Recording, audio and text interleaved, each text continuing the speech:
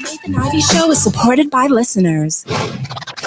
Go to www.patreon.com/Nathan Ivey Show and help Nathan keep the show independent. With the Bloomberg Black Business Report, I'm Donna Wilson. For the first time in nearly 50 years, older workers are facing higher unemployment than mid-career workers, according to a study at the New School.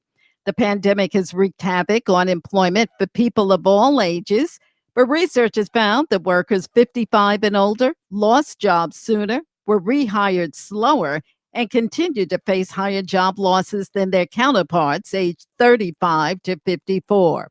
The older workers' unemployment rate from April to September was, but the rates were far worse for older Black workers, women, and those without a college degree. And the only Black president in the Federal Reserve knows what's holding some people back: racism. Atlanta Federal Reserve Bank President Raphael Bostic says racism is the most significant barrier to economic growth and mobility. That's your Bloomberg Black Business Report. I'm Donna Wilson.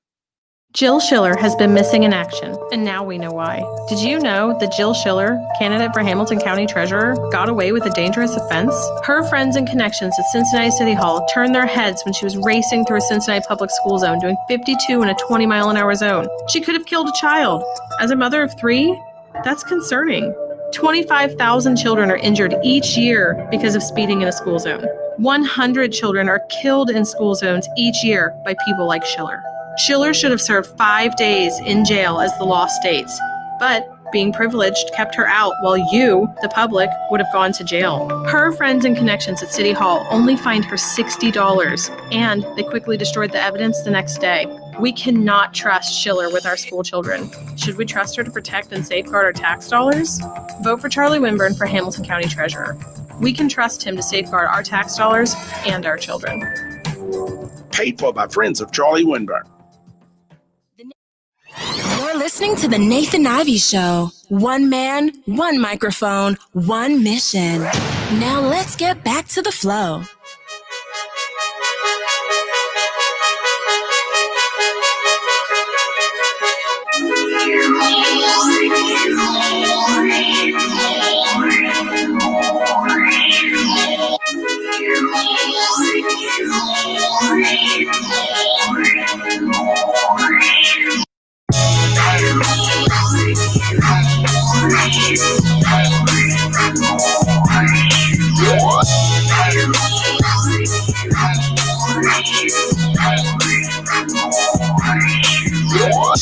Good morning, everybody. Welcome back. It is a beautiful, absolute beautiful morning in Greater Cincinnati, and my day started a few hours ago. So I got it in this morning. I'm super excited to be with you this morning, and there's a lot to talk about this morning. As you can see from today's cover art, I mean, I want to talk about an incident that you may or may not know about. We can put this in the Karen and/or Darren file. Black man rented an Airbnb.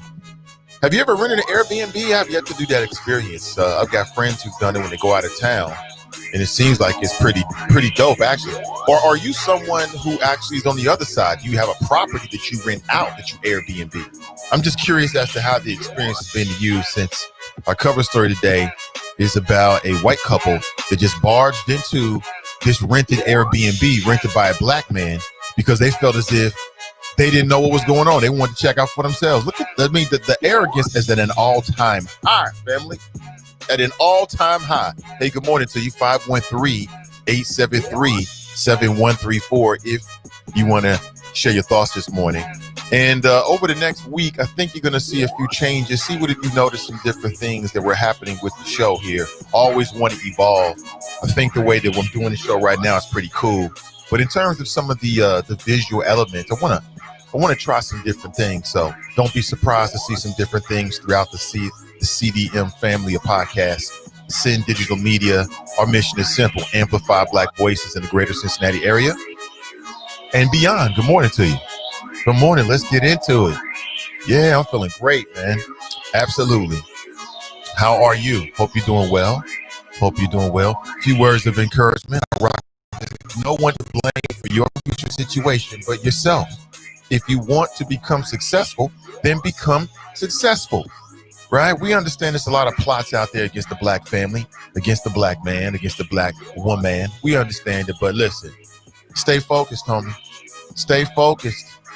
Stay focused with a laser-like focus, and it will happen 100%. Absolutely. Also, man, there's a lot of stuff that we need to talk about. There was a shooting that happened in Elmwood Place here in the greater Cincinnati area. Officer-involved shooting. A lot of people are talking about that. A mother, actually, in the greater Cincinnati area put up a very emotional video, which the last time I saw, she had over 10,000 views. Apparently something bad happened to her son at the hands of another black man. We'll talk about all of that. I'll fill in all the blanks with you this morning. Again, 513-873-7134 if you'd like to share your thoughts. You know, at least once a week as a part of, my deal to fulfill my obligation to my patrons. And again, Patreon is just a way to crowdfund, right? If you're trying to raise funds for a particular project or whatever. In my case, I want to build a media company that amplifies Black voices. But I want to shout out my patrons. I appreciate you so much. Jesse, appreciate you. Hey, Sean, thank you so much for your support. Jesse and Sean just came on board this month.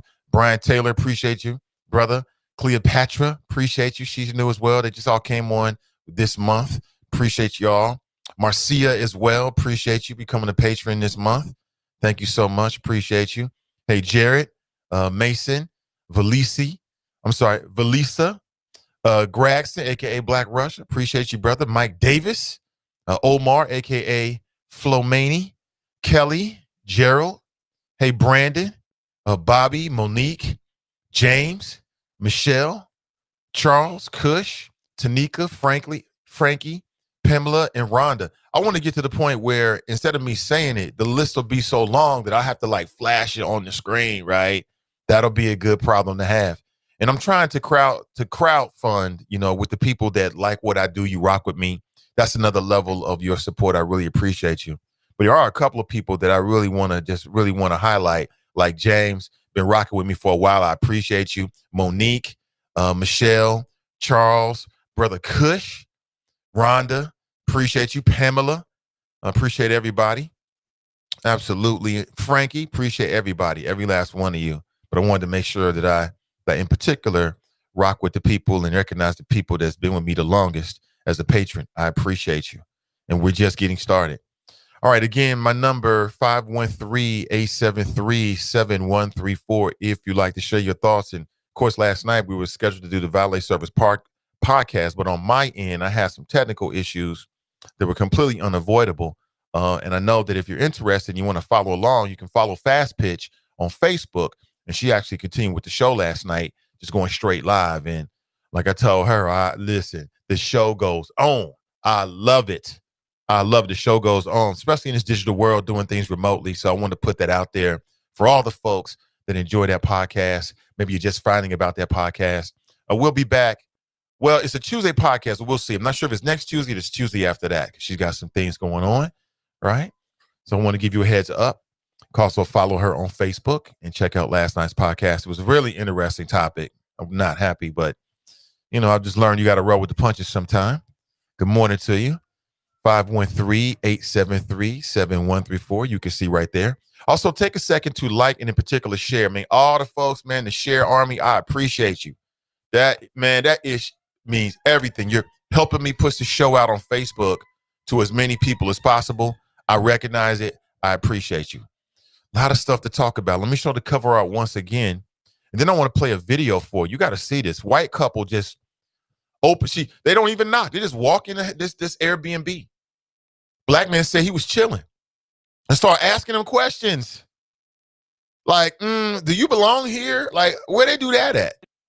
Well, apparently they do that wherever this Airbnb image was taken from. Check this out, family. Let's just say suspicious. Because you saw black people? Young people. No. So you saw black people? No. So you just walk into the house and you saw black people? No. You just profiled us? No.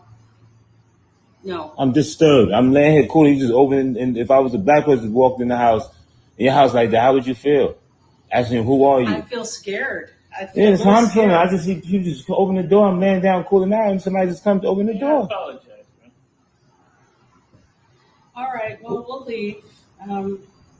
But what made we afraid because you saw black men or something? Because there's only but a bunch of black men. I'm just stop it with the black men. Just stop it with the black man stuff. I'm confused. We see people going in and out. We know nobody lives here yet. It's like so. I know the owner of this house, so. You see people go in and out, and you know nobody lives here yet. Yeah, right. I know the owner. Okay. And when did the owner tell you what was going on with the house? He didn't tell me anything. I'm a little confused here. He's selling the house. That's all I know. Okay, so how do you think I got into this house? I don't know. This is real scary. That you just. Well, let's put it this way. You would probably think the same thing. Yo, Unc Vod. Yo, Unc. Let's go. Yo, Unc. All right. Sorry about that. All right. Let's roll. He's calling for backup. I mean, hold on. The nerve of these folks, yo. We know the owner of the house, is what they said. We know the owner, but you're not the owner. We see people coming in and out. So did you see some other folks come in and out? Did you stop them? Did you just barge into their house? Where'd they do that at? Apparently in America. And this is America. Apparently that's where they do it. And you can tell that they know they dead wrong, because if you're really concerned about somebody breaking into a home, which means that you're dealing with individuals that are willing to break the law. You're dealing with individuals that don't want to be caught by the law. If you're really concerned and you're really afraid and nervous, why would you put yourself in harm's way? That's like saying, you know what? That's like standing on your porch and pointing out to the road in front of your house, if there's a road in front of your house, and saying, you know what? It is dangerous as hell in the middle of the road. And then you go stand in the middle of the road. It doesn't make any sense. If they were really fearful, I think they had an idea that it was an Airbnb. That's what I think. I think they had a good idea that maybe it was an Airbnb, because dude's chilling. He's not like, young buck with the ski mask and the gold teeth gleaming, not asking. He's just chilling on the couch. I think they knew. But in their incredible white privilege and arrogance, because they know the owner and they live there, they felt like it's all good. It's all good.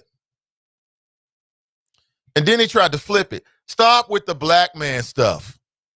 Stop with the black man. Here we go again. Everything isn't racist. You people always want to bring up race.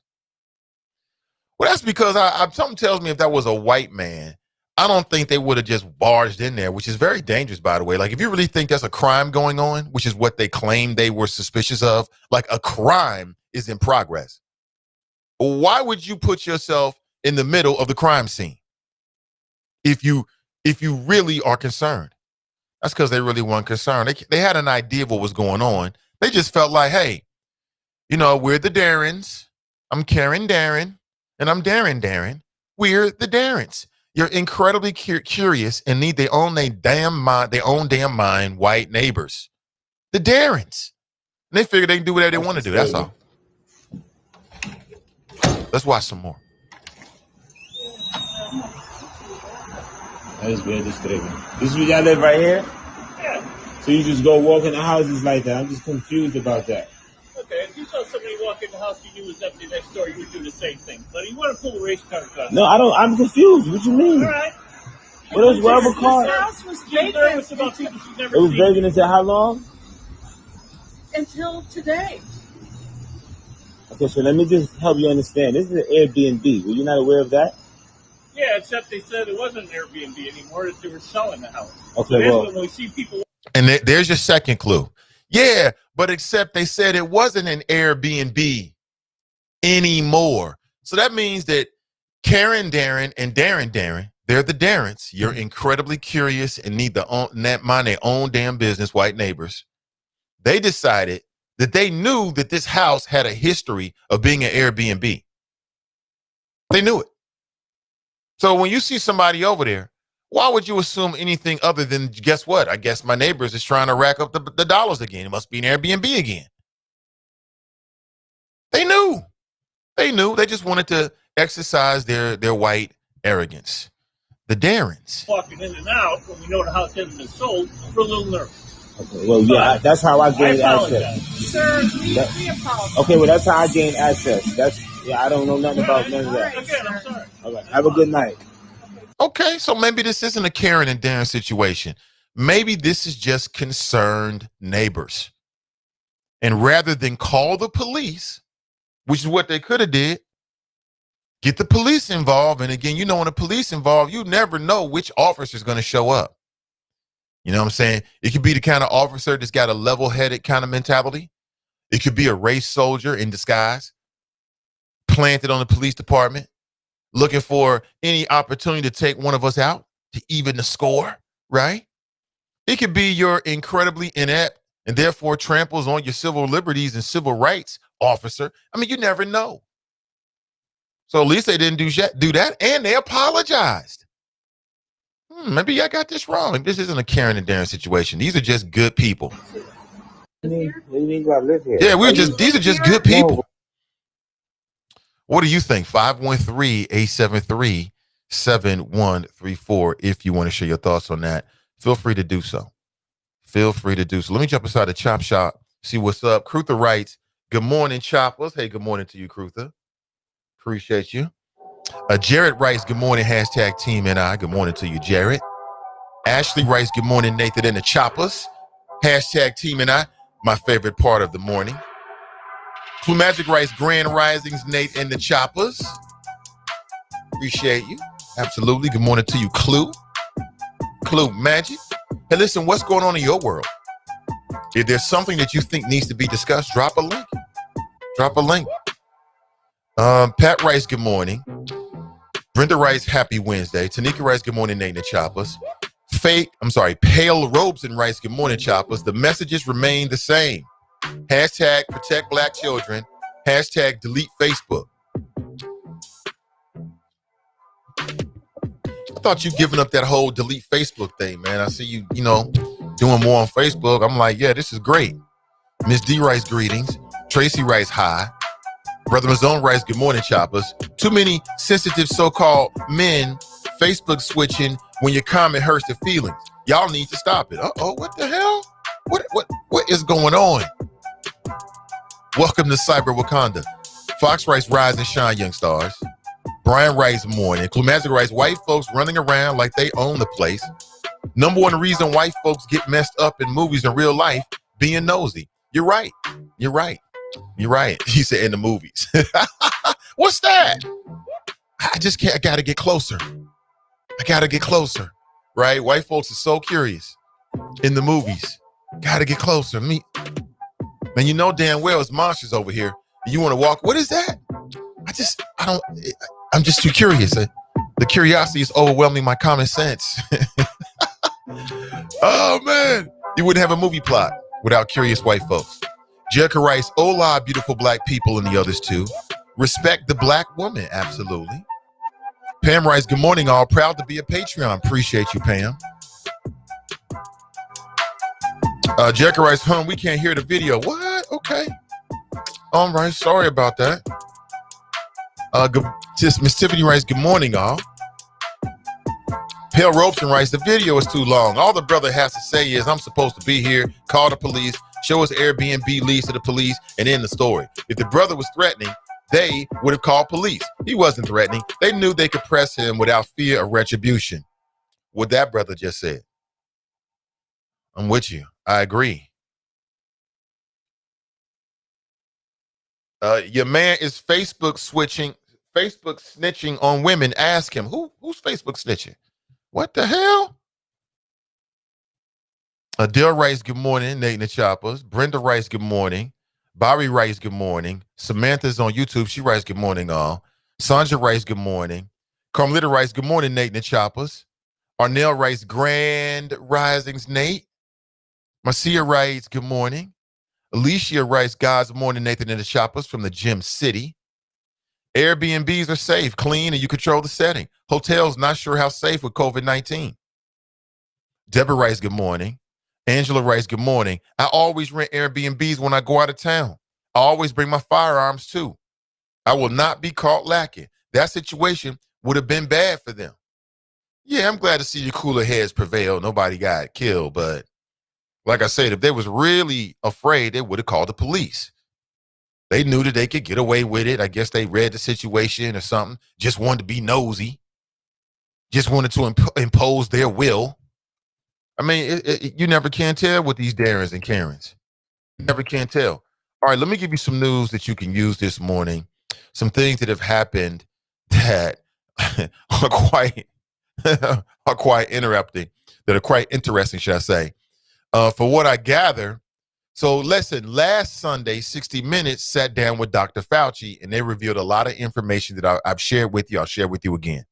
And one of the two big things came out of the 60 Minutes interview that every human being should care about, because we're talking about COVID-19. One, in Dr. Fauci's opinion, this COVID-19 thing will not be over next year. Like this time next year is the earliest that we think that we can be walking out of this COVID-19 situation. Just think about that. Just think about how quickly everything has changed. Just like that. Just think about how quickly your world, our world has changed. Just so quickly. Kids now doing these virtual learning. Virtual learning is now real. The whole digital landscape in terms of people communicating. The way people do conferences have completely changed and everything's virtual these days, right? The world around us has changed. People are masking up. We're distancing. They're not going out as much. Right? All these things have changed. They changed just like that.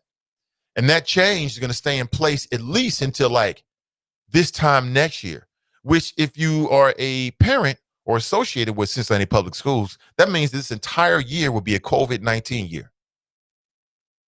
This entire year is a wrap in terms of the way things used to be. That impacts our sports.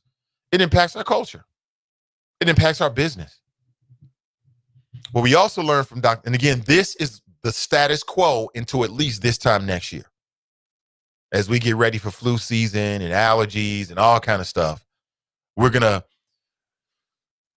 go through these uncharted waters together, fam. We've been rocking it together all this year. It's going to go over a year into next year. And who knows what changes. This is our first pandemic election coming up. More people have changed the way they vote. More people are doing, the whole ballot type of thing and mailing it in, right? That's impacting politics. It's impacting how campaigns are run. It's impacting that. It's impacting the way that voters get information about the campaign. It's impacted a whole lot. It might have impacted even personal relationships, because now you got people that live together, but now you really live together. Like you live together. Like you a parent, right? Kids just until recently have been at home. Really putting a lot of stress on the family unit. If you were in a good relationship, COVID-19 probably strengthened your relationship. If you were in an iffy relationship, then COVID-19 probably exposed the cracks in your relationship. I mean, just think about it for a second, family, because we have a tendency to get tunnel vision and think ahead and only see what's in front of us, right? You're only thinking about today, what you got to do today. Only thinking about this week. But think about it for a second. Just think about how much has drastically changed, how much of your life has been impacted. Are you doing the same things? Are you traveling as much? Have you been seeing your family as much as you normally would pre-COVID-19? All these things have happened. Family union, either it's been making your family stronger, either you come together in your household, or it's threatening to split you apart. It is what it is. This is the new normal until at least this time next year. I want to prepare you for it. I personally believe that things have changed forever in our lifetime. And for many of us in our lifetime, this is what the new normal until we die. It is what it is. People are going to be wearing masks and being super sensitive about airborne diseases and illnesses. And that's going to turn up on all over the country, all over the world, probably for the foreseeable lifetime. You know what I'm saying? On some levels, I don't think we're ever going to leave COVID-19, because after COVID-19, what about COVID-20 and COVID-21? I mean, something's going on. Something's going on. We also learned that whole 6 feet thing needs to be 12 feet because the virus can travel faster, or should I say further than just 6 feet. It travels sort of like cigarette smoke. There have been situations where I've been walking on one side of the street and I walk past somebody who I can smell is smoking something, whether it's a cigarette or marijuana, and I'm on the opposite side of the street, depending on the way the wind blows. Well, if you can smell smoke from across the street or 10, 15, 20 feet away, it just makes sense that perhaps you can catch COVID that way. Just saying. Speaking of 60 Minutes, it's being reported that Donald Trump caused a big fuss and cut his interview short with Leslie Stahl. Apparently, he didn't like the nature of some of the questions that she was asking in the upcoming 60 Minutes interview. So he storms off the set. It's over with. Right.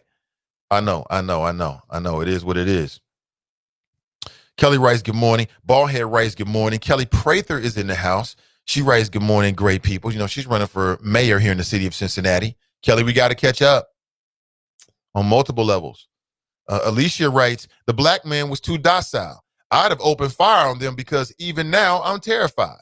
Alicia, I feel that. I think black people need to strap up, but we also got to be responsible and be safe and be smart with our firearms and neutralize threats. I can't tell you how I would have reacted to it. I mean, other than being extremely upset. If I got a firearm on me, it depends on the level to which they caught me off guard or whatever. But, doing something like that in this time can get you killed. And I do believe, you said docile. That's a good way of putting it. He was real cool about everything. I'm like, wait a minute, bro. They just violated your space. But if they had called the police and the police showed up and things got crazy, everybody would have went back and targeted them and said, why'd you call the police on this black man? Mind your own business. I mean, we got a lot of questions that need to be answered about how we want to interact as neighbors. Some might say those are good neighbors. What I would say is where they went wrong is I'm all about the face-to-face confrontation. That's a good thing. If somebody, I got neighbors, I don't know any of them. I'm friendly with a couple of people, some folks that live across the street. Hold on, I'm getting something right now. Oh, okay. Thank you for the cat. Somebody just sent me a link. Okay, we're going to definitely talk about this. Jonathan Mattingly, who was shot in the leg while carrying out a search warrant at Taylor's apartment, spoke for the first time. And yes, you already know we do got to talk about the latest coming from a Breonna Taylor case. Some information has happened within the last 12 hours that we most certainly have to talk about, and we'll get to this interview as well. Appreciate that. But think about this. Where they went wrong is the arrogance to just open the door and walk in. You know what I'm saying? If we're not at home and our neighbor, we got one neighbor that we know. And if that neighbor sees something going on and she comes over and knocks on the door just to double check, I appreciate that. But the white folks, the Karen and Darren, and Darren, Karen, Darren, and Darren, they should have knocked on the door. Like, hey, I'm Karen Darren. This is my husband, Darren. And we just want to listen, we live next door. Probably none of our business. But we just want to double check, make sure everything is cool over here. We know our neighbors are not home, blah, blah, blah. That would have been it. But you just open the door? What? That's crazy. As I said, there is new information in the Breonna Taylor case. Yeah, more grand jurors are coming out saying that a little bit of what we already know. And now some of the questions that some of the legal minds had about this case are starting to be answered. One of the grand jurors said that Attorney General Daniel Cameron whitewashed the way that his office presented the evidence to the grand jury. They said essentially there were no other charges that were even brought for consideration to the grand jury. And that essentially from the jurist standpoint, it appeared that Daniel Cameron was sort of like had made his mind up and made his conclusions on how they were going to charge the officers. A Kentucky grand jury was not asked to consider any charges directly linked to the fatal police shooting of Breonna Taylor. And see, this is part of the game that we see with prosecutors and when members of law enforcement are on trial. You know what I'm saying? They get to this point where it's kind of like, well, I don't think we can win, so, we're not going to charge you. Or I don't think we can win, so we're not going to continue with another trial. And it looks like that's what they're saying happened here. The grand jury was only asked to consider 3 wanton endangerment charges against the Louisville police officer, Brett Hankerson. They weren't even asked to consider. The prosecution, Daniel Cameron's office, didn't even offer up any charges whatsoever to the grand jury. And then this black man had the nerve to get up in front of everybody and start talking about he's black so he can identify with the struggle and he understand our pain.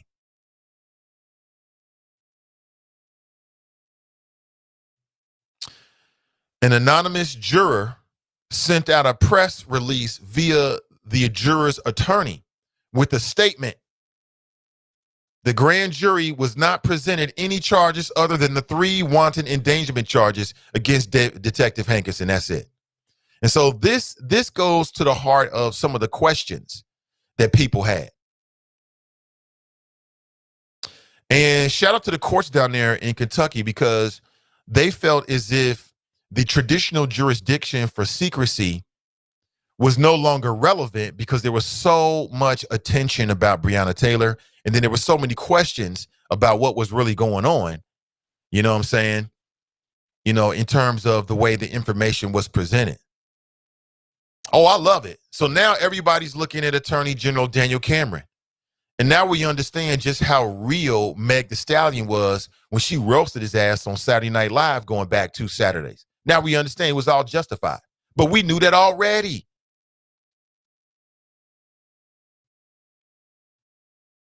Quote, we now know what we suspected. Attorney General Daniel Cameron took the decision out of the grand jury's hand. So rather than presenting multiple options in an attempt to get at justice, they narrowed the focus of the grand jury. How often does this happen? Someone suggested that this whole secrecy thing when it comes to grand juries, that needs to go away. Someone suggested that. Let's end secrecy when it comes to these grand juries. That might work. I mean, at least in the aftermath of this case, that makes sense.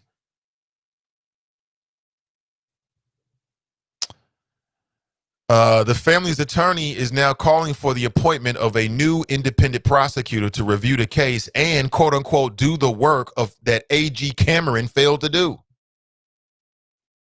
Like I said, nobody was held directly responsible for the death of Breonna Taylor. And again, now that these interviews are coming out, like we had the interview from Kenneth Walker. He sat down and spoke with Gayle King. What was it like last Sunday? Right now, we understand a more fuller picture of what really happened. This black man was chilling with this black woman. The police had bad intel. They didn't identify themselves. They started barging through the door. They killed this woman because they were so afraid. Oh my God, somebody shot one time, so they got to shoot 30 times. They killed this woman, and it was kind of like, oops, my bad. Hey, they shot at us, so whatever happens after that, we must be exonerated.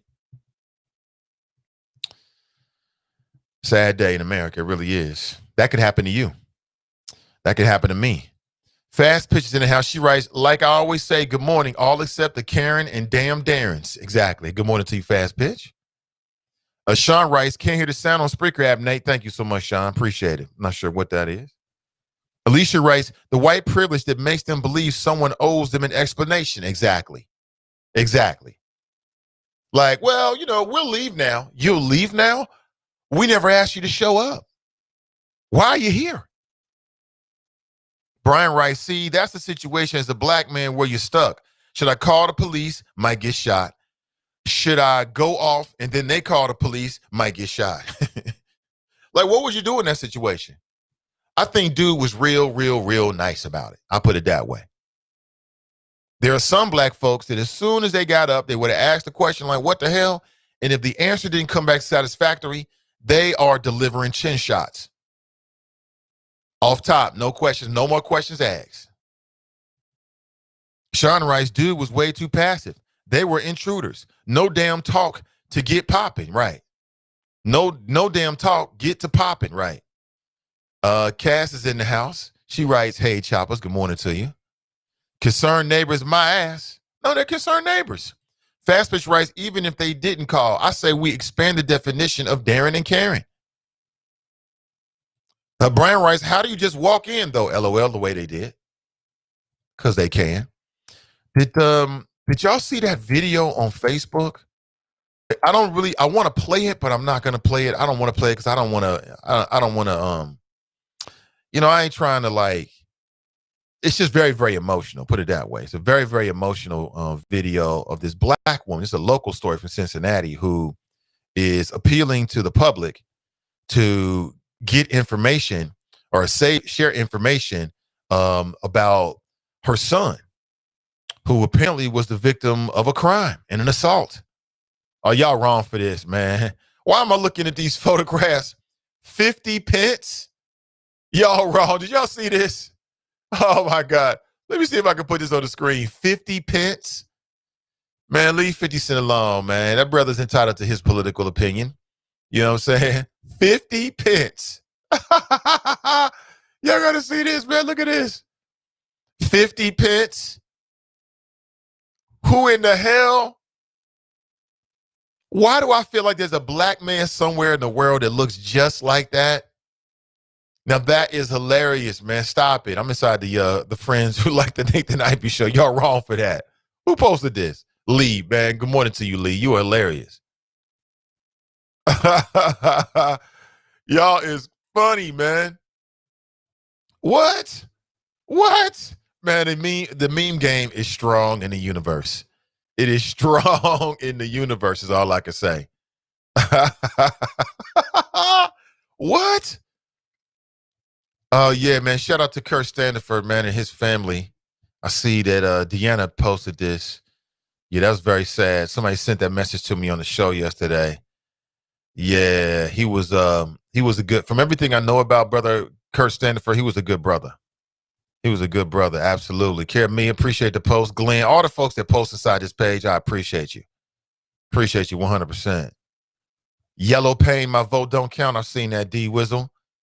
Yeah, that's dope. That's absolutely dope right there. Trump was wrongfully accused. What the hell? So that's the big story of the last 24 hours. Breonna Taylor grand jury says that they weren't even given a chance to consider homicide charges. And so what will happen is these prosecutors will do this, and they'll basically use the district attorney, they'll use the grand jury as a shield to shield their real motivations. Then they'll come back and say, with a straight face, like, look, we presented all the evidence. And what he means is we presented all the evidence for the charges that we presented to them. But we presented all the evidence to the grand jury, and this is justice. And while we might not like it, they always do that. While it might sting, and I am a black man, so I too understand the history of this country, right? To get all into the MLK bag, right? But this is a process, and we're going to have to deal with it. We don't have a perfect system. We all know that. You know, that's what Daniel Cameron was saying in his press conference, right? Dude is good. And then he had the nerve to get in his feelings on Fox News after Meg Thee Stallion called him out. She don't know me. These Hollywood types. Yeah, no, we do know you, Buster. We know you. We know you. We can see right through you. Good morning to you. We see you. David writes, excuse my manners. Good morning, Nate and the Choppers. Multiple S's. Good morning to you. Toy writes, I've lived a long time and I'm still startled by rare occurrences that are nothing compared to what my friends and neighbors find happening on the ordinary. Just because it's not happening to you and you're not doing it either doesn't mean it's not real. Okay. David writes, 13 days remaining until election day. Your vote counts. Make it happen. Absolutely. 36 days to Thanksgiving, 65 days until Christmas. Thank you. Appreciate that. Andrea writes, morning, Nate and the friends. Good morning to you. Anthony writes, morning, Choppers. Leslie Stahl wasn't throwing softball questions. And then Trump got in his feelings and walked out. What a weak man. What a weak, you can't even take a few questions? You're the president of the United States, but, you know, he doesn't like questions that, you know, he doesn't like questions that challenge him, right? What in the hell? President, well, I mean, you know, that's your right. You can do what you got to do. Nat Rice, good morning, Choppers. Sister Iris Rice, good morning, great people. I'll see her, and I'm reminded of this situation in which there was an officer-involved shooting. There's what appears to be a mugshot of the man involved that's circulating on Facebook and other places. The Hamilton County Sheriff's Department is investigating an officer-involved shooting in Elmwood, even though the shooting does not involve a deputy. Investigators say that an Elmwood Place officer stopped 48-year-old Rodney Barnes at Highland Street and Linden Avenue at about 1:30 p.m. yesterday. According to the sheriff's office, after a brief exchange, the officer and Barnes fired shots at each other. Barnes was hit, taken to UC Medical Center, where he was later pronounced dead. The officer was not hurt. So we'll see. See, this sounds like it might be one of those situations. There is no body cam footage of the shooting, and there's no dash cam video to show what led to the traffic stop. That's dangerous for the people. I don't care who you are. Every member of law enforcement, if you got a gun and or mace and or a taser, then you should have a body cam, period, across the board.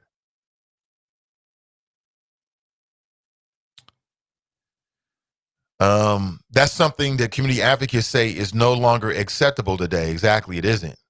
I don't care. If you're an officer, you should have on a body cam. And if we really want to take the body cam game up to the next level, to the alpha level, then what we really need is the ability for that information, the video, to be analyzed in a more timely basis every single day, perhaps even in real time. And why don't we have a community database where the public can get access to all of this? Why don't we have that? It is what it is. Prosecutors should present all the evidence, give the threshold that charges need to meet, then let the grand jury decide. But Anthony, that's the game. It's semantics. Daniel Cameron did all the things that you just said. He presented all the evidence and he gave the threshold. He presented all the evidence and then he put it in the hands of the jury. So what that means, though, is, again, it's a semantic game. He presented all the evidence per the charges that he presented. There needs to be a full examination of all charges to let the jury decide. And that's how Daniel Cameron can in any way get up in front of people and say, well, we did our job and we prevent. He did, but he's not giving you the context. The context is yeah, we presented the evidence per the charges that we recommended to give to the grand jury per review, right? That's the issue. He didn't even present any evidence to allow the grand jury to deliberate or to decide as to any other charges. So he'll get in front of people and on some levels factually will be correct in saying, hey, we presented all the evidence. But what he doesn't say, what Daniel Cameron failed to say, and again, sharp legal minds called it out. But what he failed to say is that we only presented these charges for the review of the grand jury. I remember here in Cincinnati after Joe Dieters did just such a terrible job. As far as I'm concerned, anybody that was involved with that prosecution of Ray Tensing and they're running for judge or Hamilton County prosecutor or whatever, they need to go. Because what they've showed us as a community is that they are inept. They are inept. They are ill-equipped to deal with the cases that when we really need you. Like, sure. You can railroad a black dude that has a coronavirus, the coronavirus party.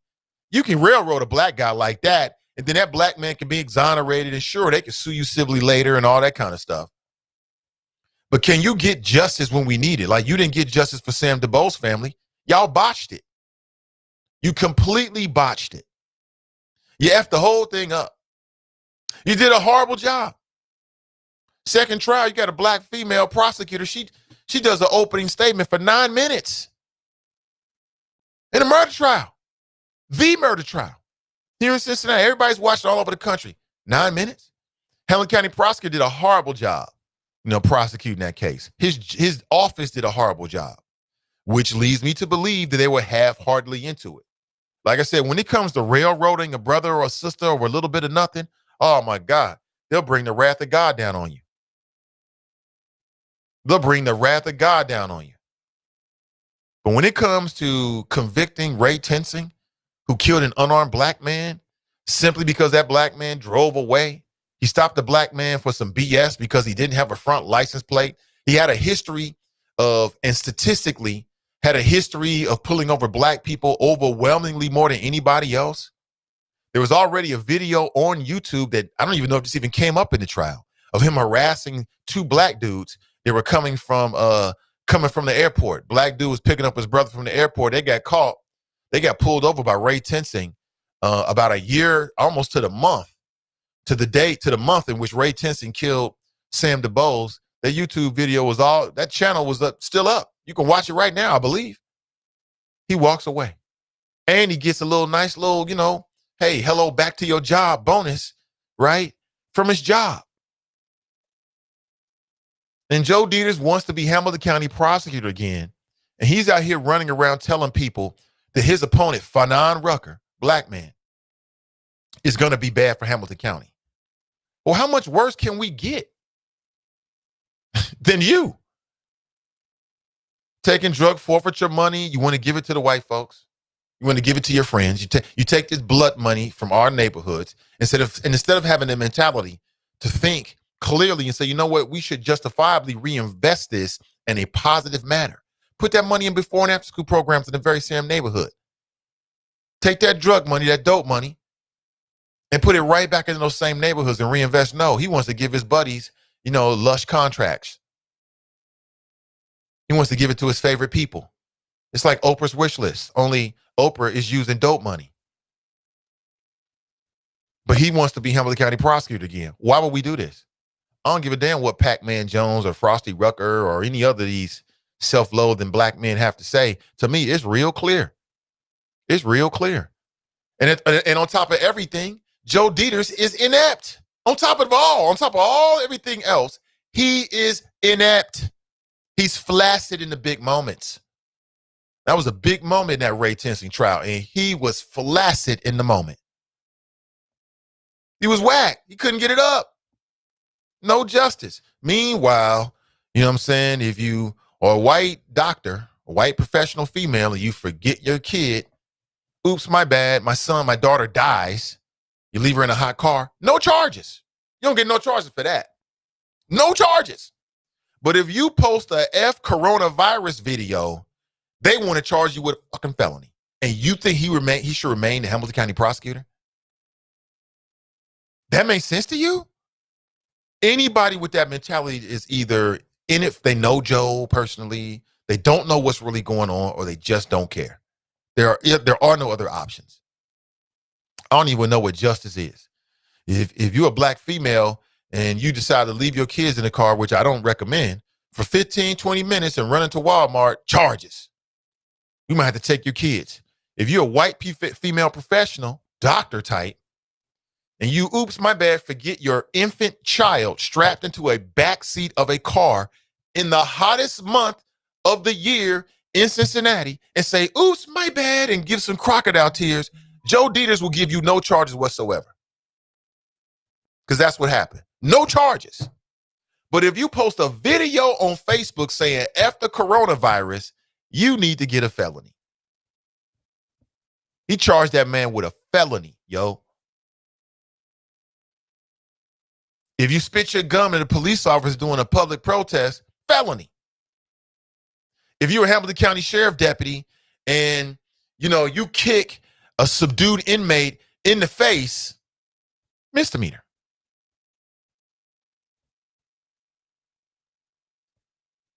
And you think he should be, and Pac-Man Jones needs to be called out on that. Anybody know Pac-Man Jones, it is your community responsibility to pull that brother to the side and say something to him like, yo, look, let me talk to you, bro. You don't even live here. Do you really know do you know what you're doing? You understand this man, this candidate? We deserve better, yo. That's all I'm saying. Jada writes, this happens when it's law enforcement involved, especially when a black person is the victim. Absolutely. And see, it's levels to it. But then when black people say Black Lives Matter, the Breonna Taylor case is a great example. No officer was charged in her death. That whole jury of your peers, it didn't work right because the prosecutor was already on one side. He was in it for protecting the officers, which is quite obvious. So the jury system never really worked. That's why you got jurors themselves that are speaking out. It's the jurors who are like, you know what? I got to speak out. I wish that Tracy Hunter had two of those jurors on her jury. Man, maybe she wouldn't have been found guilty. Remember that? You had some punk ass black folks or whoever it was that punked out. Remember that case? We said something that we didn't really want to say. Huh? We want a do-over. You want a do-over? You don't get no do-overs. You had your day in court. Now it's over. Next case, please. Cameron gave them what he wanted them to have. Exactly. Cameron gave those officers what he wanted them to have. That's exactly it. That's exactly it. Mr. Anderson on his number is helping people with the cash. I just won mine. You can also try your luck. Okay. Not sure what that is. What's up with Rohimet? Not sure. I don't know what that number is. Greg writes, good day, choppers. Andrea writes, that was sad. 50 pence is hilarious. Yes, it is. 50 pence. That's hilarious. Oh, my God. Tiffany's in the house. She writes, good morning. Jada writes, but you notice now that it affects them all. The celebrities want to speak out and tell people who to vote for. 50 Cent is mad because the tax plan will directly affect him.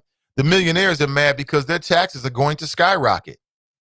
Yeah, their taxes might go up a little bit, but even before the Republicans got in and changed the tax code, that didn't mean that corporations were really paying that. They used to say, oh, we got the highest corporate tax rate in the world, right? Now, how has that really impacted us? It's been years since they did that. This whole trickle-down effect, like if we give rich people more of their money, oh, boy, then they're going to go out here and they're going to create businesses. Maybe. But if you want to give me some money, don't give it to the person that I report to on the job. If you want to give me some money, don't give it to the CEO. You give it to the people. That's all I can say. Give it to them directly. Fast Pitch writes, the Kentucky AG pulled the Dieters. Right. They sure did. They sure did.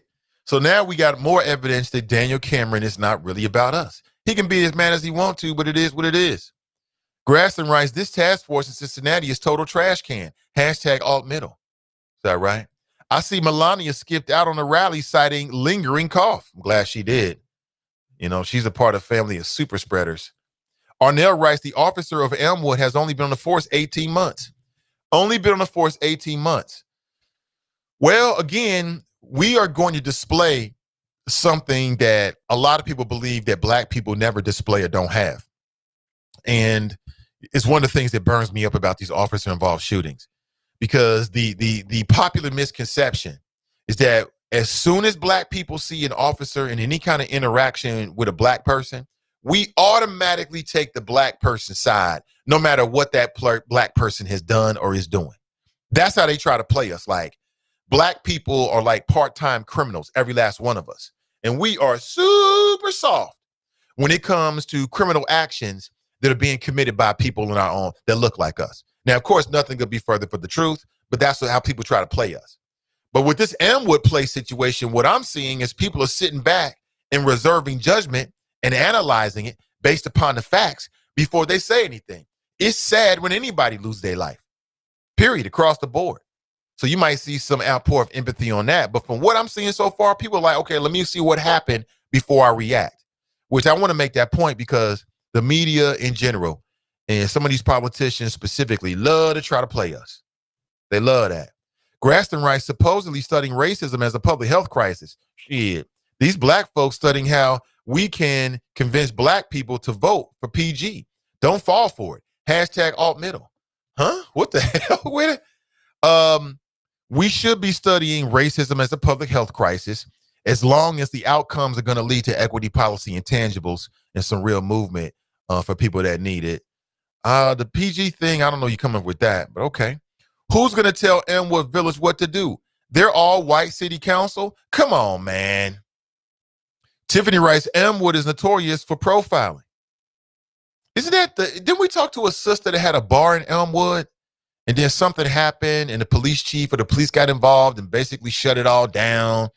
Basically, it came across as if they, whoever they are, didn't want her to have a business in that neighborhood. Grasson writes, grand juries are often private. We will never get this much insight into the grand jury ever again. Well, maybe we should. Maybe every grand jury shouldn't be secret. Maybe the secrecy is being misused by bad people. People with bad intentions. Like if your intentions is justice and protecting the identities of people that's on grand juries, I'm with you on that. That makes sense. But if your intention is to try to use the grand jury process to get the outcome that you're looking for, well, we can't be with that. I can't be with that at all. You already know that. 513-873-7134. If you should decide to use your thoughts this morning, or should I say amplify your thoughts this morning. This is the Nathan Ivey Show, home of intelligent Black people, broadcasting live from the greater Cincinnati area. Warning, unfiltered Black man opinions. If in any way you are injured by hearing an honest Black man speak or the honest thoughts of a Black man, then this might not be the show for you. I'll set it up front. Let's take a quick break, family. We'll come right back. I've got the Bloomberg Urban Report for you. Plus, we'll play a few bills and talk with some sponsors, and then we'll come right back. This is the Nathan Ivey Show. One man, one microphone, one mission. The Nathan Ivey Show is supported by listeners. Go to www.patreon.com/Nathan Ivey Show and help Nathan keep the show independent. Bloomberg Black Business Report. I'm Donna Wilson. For the first time in nearly 50 years, older workers are facing higher unemployment than mid-career workers, according to a study at the New School. The pandemic has wreaked havoc on employment for people of all ages, but researchers found that workers 55 and older lost jobs sooner, were rehired slower, and continued to face higher job losses than their counterparts aged 35 to 54. The older workers' unemployment rate from April to September was 9.7%, but the rates were far worse for older Black workers, women, and those without a college degree. And the only Black president in the Federal Reserve knows what's holding some people back: racism. Atlanta Federal Reserve Bank President Raphael Bostic says racism is the most significant barrier to economic growth and mobility. That's your Bloomberg Black Business Report. I'm Donna Wilson. Jill Schiller has been missing in action, and now we know why. Did you know that Jill Schiller, candidate for Hamilton County Treasurer, got away with a dangerous offense? Her friends and connections at Cincinnati City Hall turned their heads when she was racing through a Cincinnati public school zone doing 52 in a 20-mile-an-hour zone. She could have killed a child. As a mother of 3, that's concerning. 25,000 children are injured each year because of speeding in a school zone. 100 children are killed in school zones each year by people like Schiller.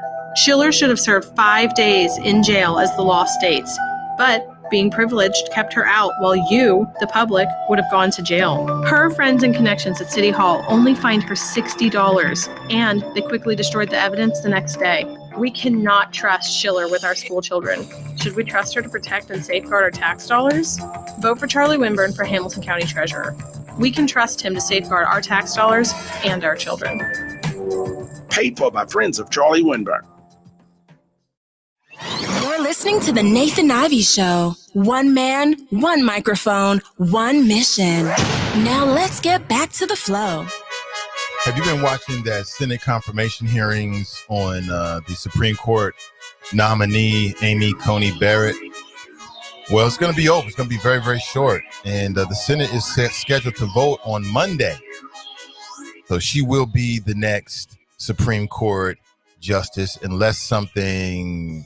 They have to be ground shaking, right? They have to be huge to stop the plans. And the Republicans are able to stack the court. Mitch McConnell is a big hero for in certain circles. They got exactly what they wanted, and it looks like they won. It is what it is on that one. Now, what will the Democrats do? Will they pack the courts?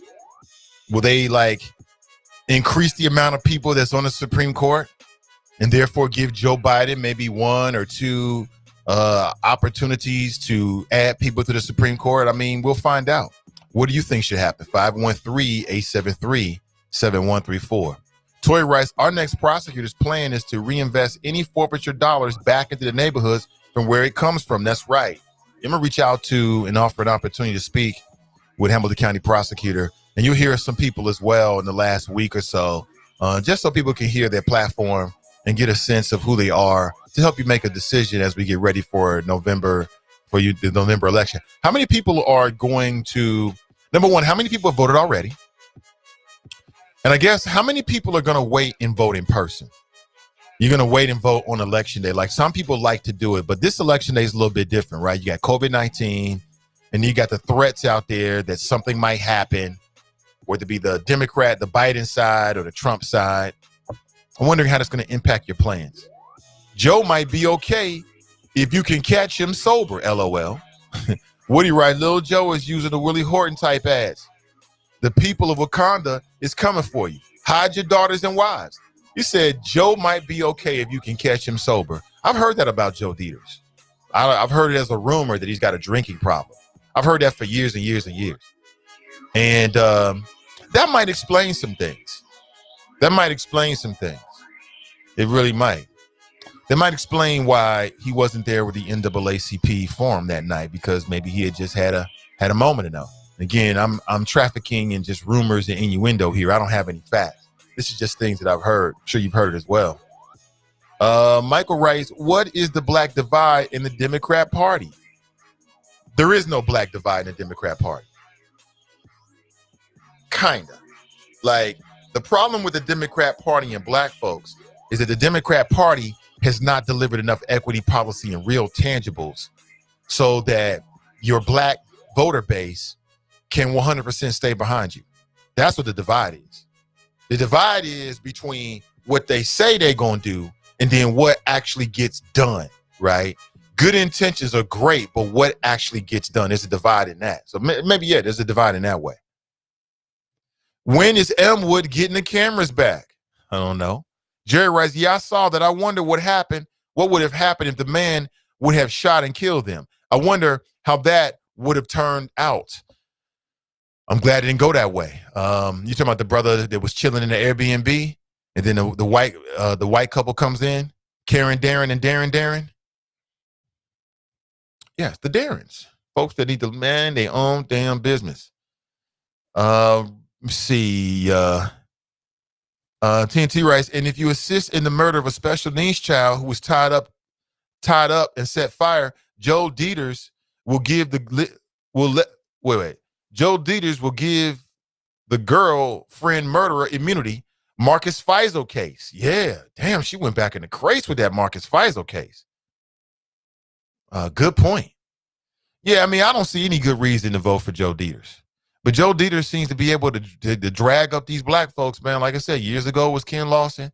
Now you got Pac-Man Jones and Frosty Rucker and Christopher Smitherman and others, right? They're doing it. I mean, it is what it is. It is what it is. But to me, I got to look at the job that they've actually done. And so far, I think Joe just needs to go, just ride off into the sunset and do something else. Go F up somebody else's locale. He's good at that. Ballhead Rice packed the court. Absolutely. Michael Rice, will Barack Obama reach the young black voter like Ice Cube, CWBA, and 50 Cent are? Michael Hoover. KR Rice voted already. Shelly Rice in person on election day. Kuther Rice already voted. Okay. Brandy Rice already voted. A lot of people drink to drown their guilt. Yeah.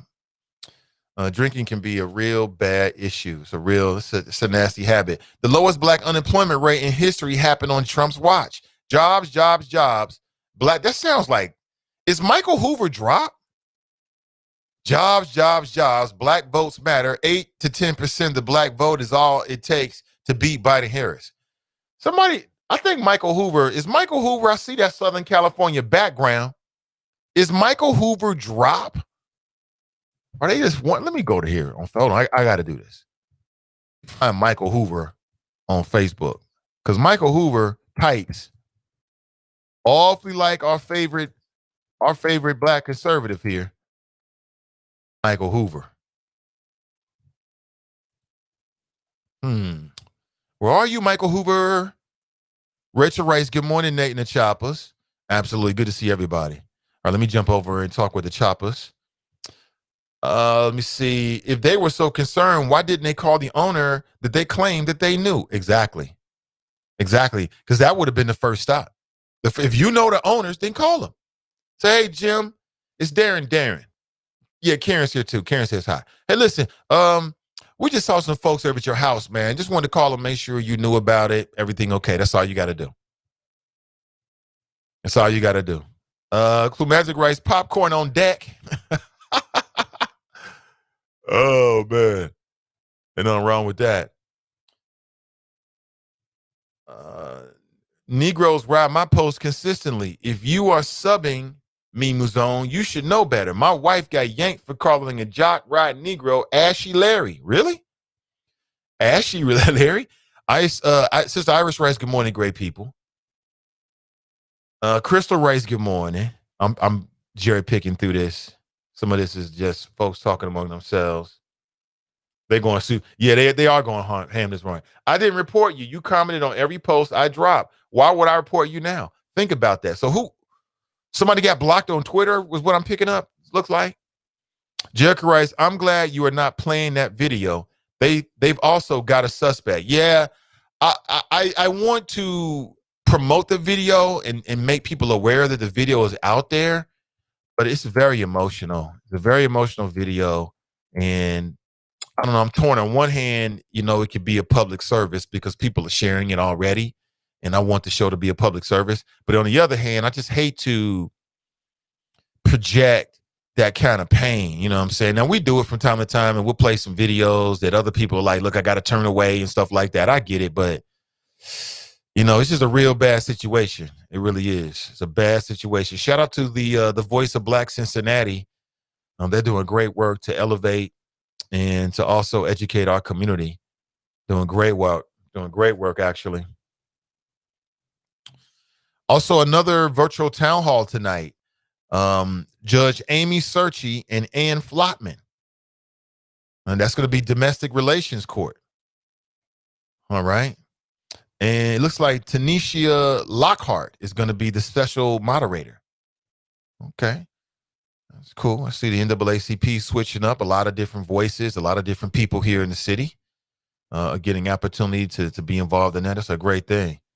It's an absolutely great thing. What is this? Election chat with Dr. Vanessa Enoch and Judge Tracy Hunter. Okay. Cool.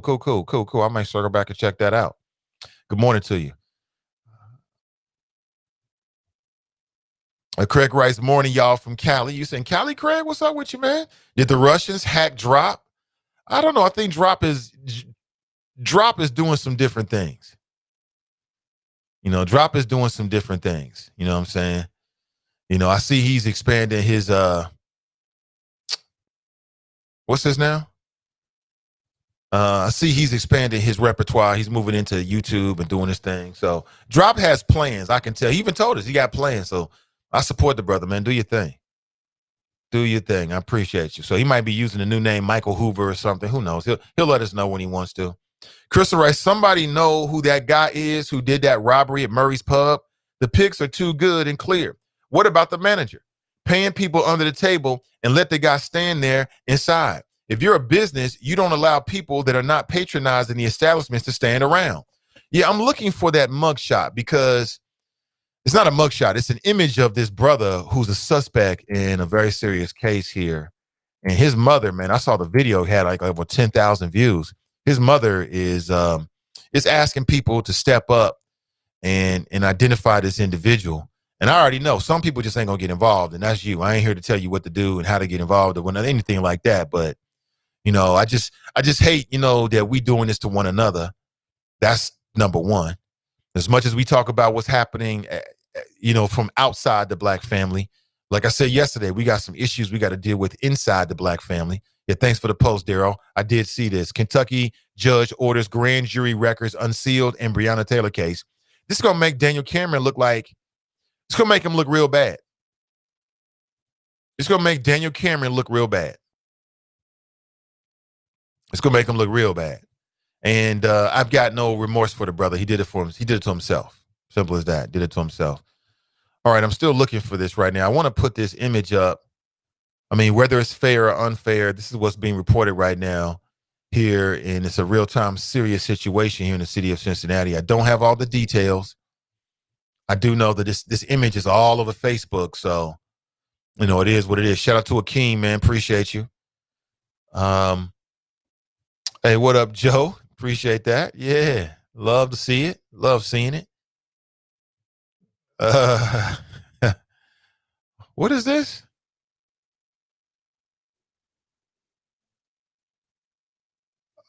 This is Dr. Boyce Watkins. For anyone who thinks Ice Cube woke up one day and wrote his contract to Black America, he actually consulted with a team of highly trained experts, including myself, Dr. Claude Anderson, Derek Hamilton, PhD, and many others. They love to assume black men are ignorant. It's just amazing to me how people have contorted and distorted that whole story with Ice Cube. Then what Dr. Boyce Watkins needs to be saying to Ice Cube is don't play yourself, brother. And I get it. You want to say good things because you like his overall, like his intentions. But like I told you, Ice Cube allowed himself to be played. And the reason why we know is because now he's got to get out there and defend himself. So apparently Eric Trump went on Twitter and was tweeting, hey, Ice Cube working with us. And yeah, yada boy to Ice Cube. Ice Cube had to tell him like, look, I ain't with you. But see, Ice Cube did that to himself by not thinking it all the way through and allowing himself to be a prop for Trump. And so I keep seeing all these posts about, Ice Cube's a good brother. Nobody ever said Ice Cube wasn't a good brother. We already know that. Nobody ever questions his intentions. Nobody questions a lot of different things except for the stuff that need to be questioned. And that is the timing of it. And the comprehensiveness and really the tone deafness of it. I mean, let's keep it all the way real. I love the idea, but come on, man. See, this is why black people get led astray. And apparently D.L. Hughley said that Ice Cube was unqualified to work with Trump. I don't know if D.L. Hughley actually said that, but that's what's being reported.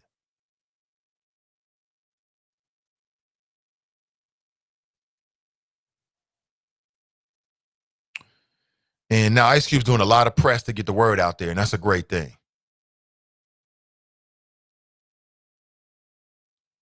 And to say that Ice Cube isn't qualified, I mean, I can understand what he's trying to say, but I mean, that's not my flow about Ice Cube. That's not my issue. My issue is you gave Trump tens of millions of dollars of free press, free positive press with our community. You just gave him something and you didn't get anything in return.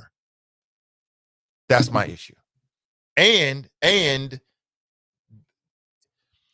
his plan is a bit tone deaf because there's already plans and efforts to deal with some of those things. And so the way I look at it is two ways.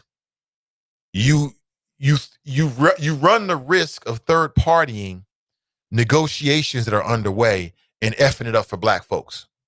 And then you also run the risk, but the other side of that is if what's on your plan is on other people's plan, then maybe it'll amplify it. That's one way of looking at it. If you want to look at it real positively, that's one way of looking at it.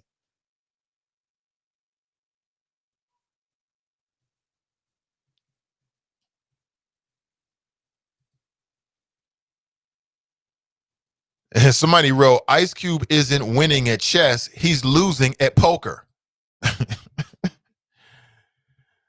That's an interesting way of looking at it. This was written by Scott Woods. That's a very interesting way of looking at it. He's not winning at chess, he's losing at poker, right? I can see that. I understand, this is Eton Thomas. I understand what Cube is trying to do, but with 2 weeks until the election, it's way too late in the game for this strategy. I don't think Cube needs to be canceled or is on their side or anything. I just think it's too late to play this hand. Eton Thomas said it even better. Props, I'm gonna retweet this right now. He said it even better. Ain't nothing wrong with Cube is doing, but you playing the wrong strategy at the wrong time, homie. 2 weeks before an election, people got to see that for what it really is, man. I'm sorry. Yeah. Ice Cube is with this little thing with Ice Cube and Trump, it's injected a whole new storyline, a whole new narrative into the conversation with black folks about the election. That's hilarious. People are sending clown memes to the real D.L. Hughley. That's hilarious. That is hilarious. The real king of comedy looking at DL. Did D.L. Hughley really say that? That Ice Cube wasn't qualified? I mean, I think that's taking it too far. And see, now you're taking it off. It's not about his qualifications. It's about timing. That's in the timing and the strategy. Every last one of us is qualified. You don't have to be you don't have to have a whole lot of degrees to get policy in place. You don't have to have a law degree to get policy in place. You don't have to have a political sciences degree to get policy in place. You don't even have to be a college graduate to get policy in place. All you got to do is be willing to do it. Put the work into it, build the infrastructure, make the connections necessary to be timely about whatever it is, right? That is something that reasonably can get passed. And people do it every day. A lot of these folks that's running these PACs on the national level, they don't have law degrees. They just concern people that are educated about how the system works and they want to do something. So I don't think you have to, this whole qualification, he's a black man in America who understands what time it is. That makes him qualified enough to D.L. Hughley. So I wouldn't say he's not quite. That's like saying that you and I can't work to get policy enacted here locally. That don't make any sense. That's the wrong way of saying it. DL said it wrong, but I understand it. He's going to get a lot of visibility over it. I get it. No problem with it. 513-873-7134. If O'Shea Jackson is not in this fight for the correct reasons, we will know. Where will he be on January 21st, 2021? It's David Harrington. Or Herring. I never said that. I believe he's in it for the right reasons. Cube don't know the political game. This is what happens when you elect celebrities to try to manage national governance. You're right about that. That's exactly what happens. You're absolutely right about that. Good morning, little girl. It's Medium Buddha. Getting ready for her day. What is it? 8:55 here. Listen, I got a hard stop this morning because, I'm doing my daddy thing, making sure my son gets what he needs for virtual learning. See here in these COVID-19 days and times, it's real critical. But Craig said it best, man. Cube don't know the political game. I think that's what it comes down to. It's a little bit naive there, but I don't want to keep going over it. We talked about this already. Some of these updates are hilarious. Ice Cube isn't winning at chess. He's losing at poker. Somebody wrote that. D.L. Hughley retweeted it, and now people going to D.L. Hughley. Well, listen, we all entitled to an opinion. It is what it is. We are all entitled to an opinion. It is what it is. Got no problem with it. What is this? Oh, let's go to the phones. Hey, good morning. Welcome to the show. Good morning, Mr. Ivey. This is your West Side Connection, Drop Squad 52. How you doing, sir? I'm doing great. How you doing? That's what matters. I'm doing good. Okay. I understand there's some type of mystery developing on the Nathan Ivey Show over in the Facebook chat room. Yeah, is that you, Michael? I don't know. Are you on Facebook under a different name? That's not. Yeah, I told Mr. Ivey. I told you that story a long time ago, but I've been on your show for so long. Do I need to tell the story again? You might. Okay, well, Mr. Ivey, when I was refereeing high school basketball for 15 years in Southern California in South Orange County, I started a YouTube channel to put, because I was training referees later on in my refereeing career, like the last 6 years, I was training referees. So I was putting videos on YouTube. Plus, I had my political commentary on Facebook at the time under my government name. So because I was refereeing in the public, and before every game, when the referees are announced on the loudspeaker. So I couldn't risk having my political point of views or comments tied to my refereeing. So that's when I came up with the name Drop Squad 52. 52 was for the age I was at the time when I joined YouTube, and Drop Squad comes from the Spike Lee joint from, I think, 1994, a movie called Drop Squad. And the movie was about Black people like Ice Cube, like 50 Cent, like Kanye West, who got out of pocket with the political class, the Democrat Party, and his fellow Black people. There was this group called the Drop Squad, and they would actually kidnap these Black people, or the character in the movie, and basically brainwash him to bring back his Blackness. Now, I don't know if you remember the movie, but so here we are now, Nate, 8 years later, and I finally did it, because the way everything is connected to the internet, my name and Drop Squad was going to eventually be connected.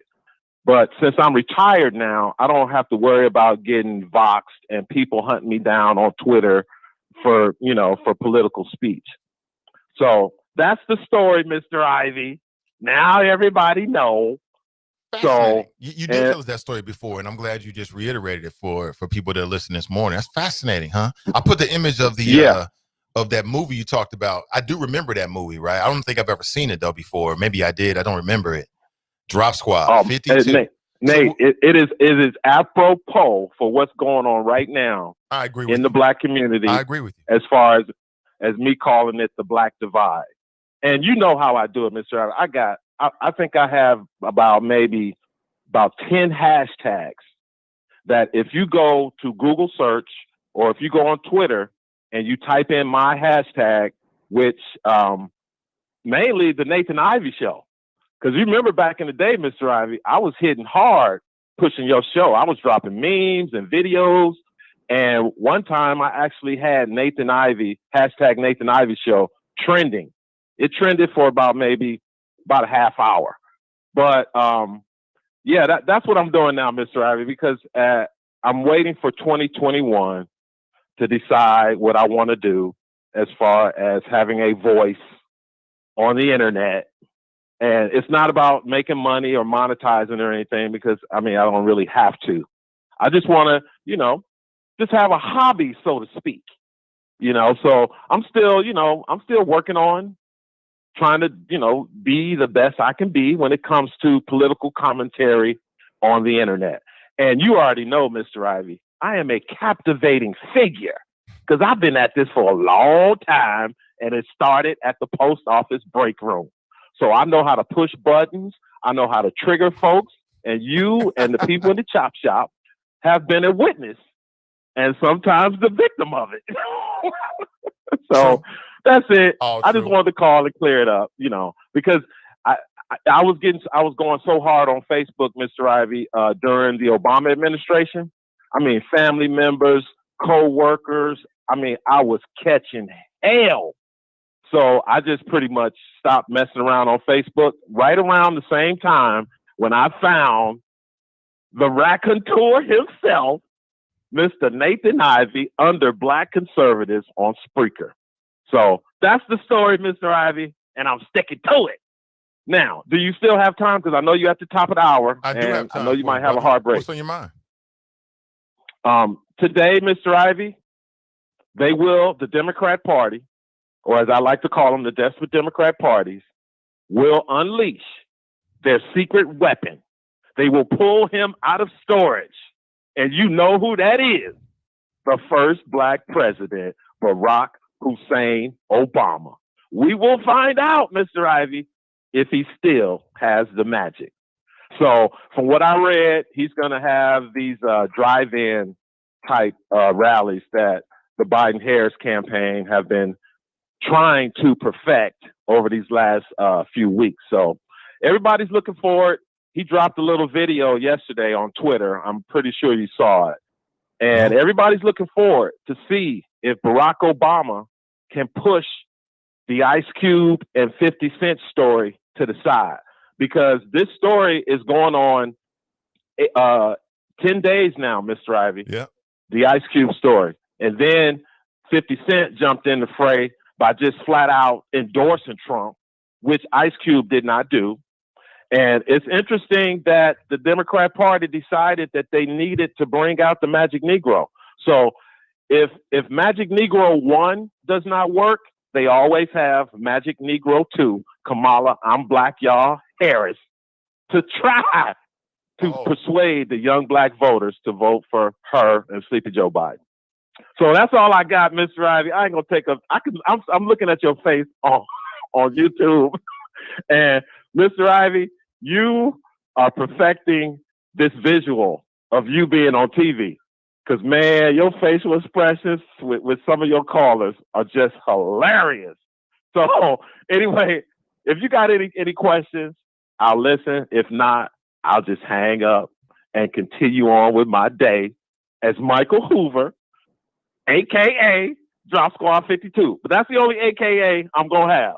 I ain't going to be like my brethren. Shout out to the alt middle and their affiliates. I will not become Mr. AKA. So everybody knows now. Thank you for taking the call, Mr. Ivey. All right, Drop Mr. Squad Hoover. 52. Dropping science to anyone who wants to catch it. Peace. Michael Hoover, a.k.a. Drop Squad 52. We got the origin of Drop Squad.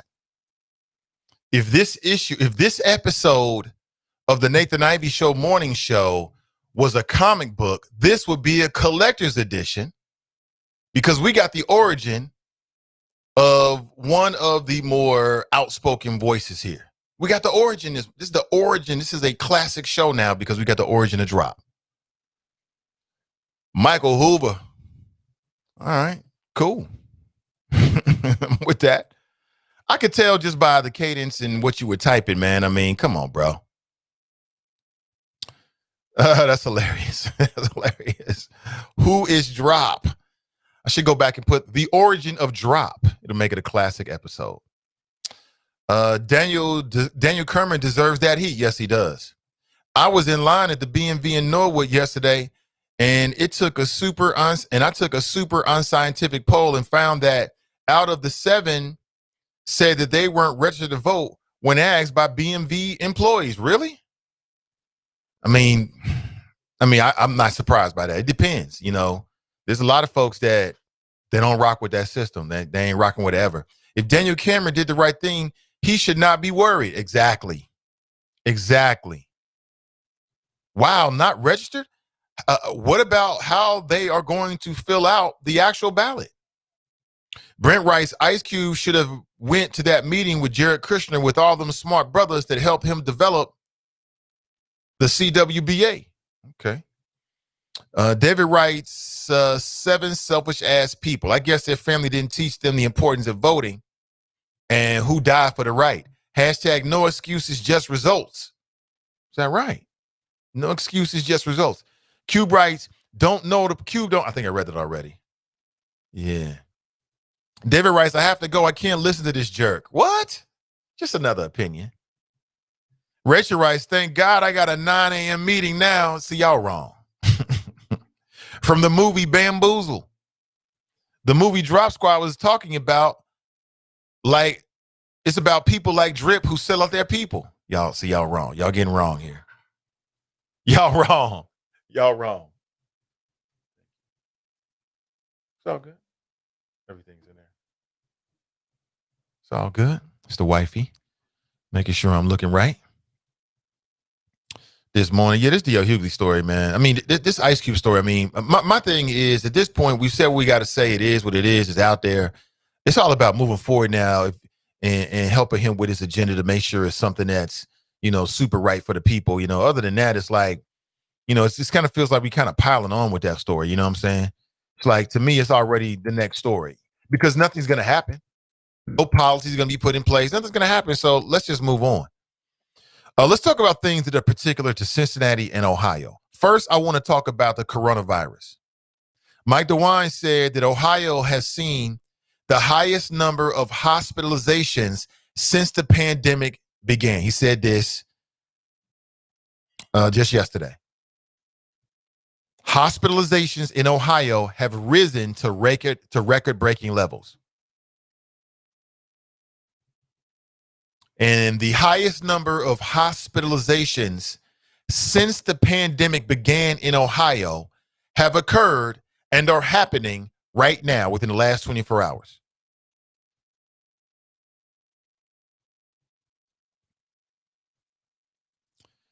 And your child is going to school today when there's a better option, a safer option. Because the question has to be, what's safer? Is it safer for kids to be at home, or is it safer for kids to be in a hybrid system? I think we'll all agree that it's safer for the kids to be at home. Now, that's just we talking about safe from COVID. There's other factors, obviously, to go into it. If you missed it, myself, Donnie B, we had a very interesting conversation with the superintendent and a couple of good people from our staff that are in the positions to talk about some really important things. So we talked about COVID-19 and what are the CPS plans? What is the plan for our public schools moving forward? We got some insights into what that means. We also talk about the 504 plans for all the families that are affected and or you have students who have 504 plans. What can you reasonably expect? What is CPS doing? I thought it was super packed with a lot of just straight up good information from the people who have the information. And what came out of that the very next day is I need to put an effort into reaching out to the school board members to get them on so they can talk about, you know, they can share with us their thoughts. I want to reach out to every single member of the school board. And whoever responds, I'll let you know who does not. You know what I'm saying? Because everybody wanted to come on the show when it was election time. So now when it's difficult conversation time, we got to be able to come together and talk as well. That's when it really, really matters. See, Blessed Beauty writes, and they want me to send my babies back to school. I think not. In Ohio, Mike DeWine said that 69 of Ohio's 88 counties are now considered high incident counties, including Hamilton County.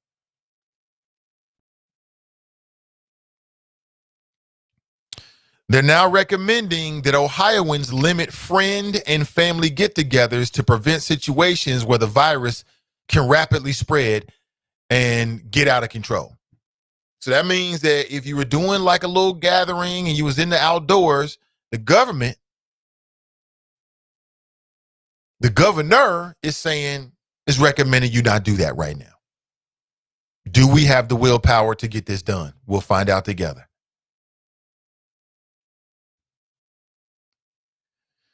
A report from the White House says that people engaging in gatherings at this point should refrain from removing their masks at all. Because some people going out to drink, you got to put the mask down to take your drink. I guarantee somebody's going to come up with a face mask that's got like a drink straw hole in it. And you just put your drink straw straight through the hole, but you still got your mask on, right? I guarantee that's in the pipeline. If it's not already out there, it just makes sense. I'll be honest with you, just walking around the city and walking around Clifton, many of the restaurants now have like an outdoor part. I'm amazed at how many people I see just sitting out, just chilling with no mask on in the outdoor portion of some of these restaurants. And I'm like, you don't have that kind of room. It's not like, in some cases, like on a street walk, on the sidewalk. It is what it is. I'm just sharing the information with you because it matters here in Ohio. What is the governor going to say in his next update? I'm telling you, it seems like he's unwilling to shut things down, though. Like, we've gone too far, it seems like, in his opinion. Fast Pitch writes, they already have the drinking mask. I ain't surprised to hear it. All right. It just makes sense. Just a little drink straw, you push it through. You know what I'm saying? Maybe there's some cloth there, some kind of protection. You push the drink straw through, you can still get your drink on. It just makes sense. I ain't surprised. TNT writes, it's not about what is safer or stopping the spread of COVID-19. Kids must be in the schools, damn it. It's the only way they can learn. The only way. Yeah, I agree. That's the concern. But I still say that as it relates to COVID-19, where is the safer place for them to be? Is it at home or is it at school? I think we all agree it's at home.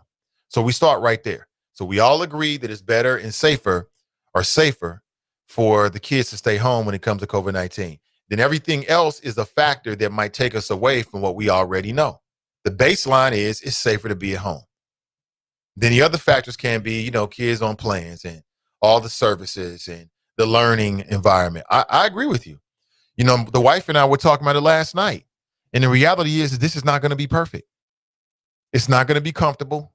We are all out of our comfort zone, which is not always, actually sometimes can be a really great place to be. You know what I'm saying? This is the new normal. Learning is going to be interrupted. Parenting is going to be interrupted. It is what it is. Mother Nature is disrupting us once again, letting us know who's really in charge.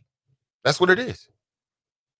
So believe me, we in the same boat, juggling those concerns even in my household. Trust me on that. It's an everyday conversation. It really is. Because just don't know. Just don't know. TNT writes, they already have. Okay. My aunt asked me to make her one. It makes sense. Carmelita writes, my nephew who has allergies is in school and coughed. They admittedly gave him a COVID test. What school is that? Is that a Cincinnati public school, Carmelita? She writes, I'm being sarcastic. No, I know you were. Hope that I didn't read it that way. Yeah, I got it. Is Drop gone? You don't have to run from Drop. Drop's a good brother, man. I'm telling you. Drop is dropping valuable information for those who know how to listen to it. He's giving us the playbook. It's invaluable. What is that, a CPS school? Your nephew has allergies in the school and they coughed. They immediately gave him a COVID-19 test. So as I understand it, if your child is exhibiting symptoms that could be a cough, persistent, something like that, they're going to isolate them in a room, take their temperature, watch them, and potentially call mom and dad to pick them up, potentially, depending on how the symptoms go. Okay. Yes, CPS. Oh, man. COVID-19 will be the era where no child left behind, where millions of children were left behind. Brent writes, I just hope that Drop is he writes, Drip, is getting paid for his foolishness. He is getting paid. He's getting paid and doing what he thinks is the right thing to do. He's getting paid. He's getting paid big dollars. All right.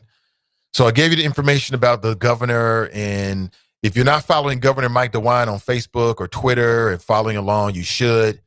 At least on Twitter, because they give it to you nice and succinct. In the past day, 2,000 new cases have been reported in Ohio. And the way I take it is that those are the people that are actually getting tested. If 2,000 people are getting tested and then are confirming that they're infected with it, then how many people who aren't getting tested have it and they're just walking around?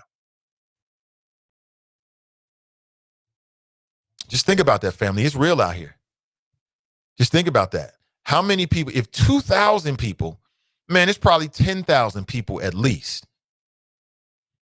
If you own a restaurant here in the greater Cincinnati area, then the mayor of Cincinnati is talking very seriously about providing some support for you to make sure that your business does not close during the winter months. I'm not a restaurant owner, but what I understand, if I'm wrong about this, is that the restaurants make more money. The money season are the warmer months. You know what I'm saying? People are out, weather is good. They want to get some wings. They want to get a pizza. They want to get a brew. They want to sit and chill, right? So with COVID-19 taking place and having an impact on business during the money-making months, the concern is, do these restaurants have enough money saved up, a nice little restaurant nest egg, to do payroll, lights, all the overhead, so they can keep the restaurants going? If you remember, beer is the number one catalyst, right, for the redevelopment of Cincinnati. That's what the mayor said. He said beer is going to help us develop our downtown. And he might be right about that. If you go out, anything about Cincinnati's nightlife, people love to come to Cincinnati and go to the bars. They love to bar hop.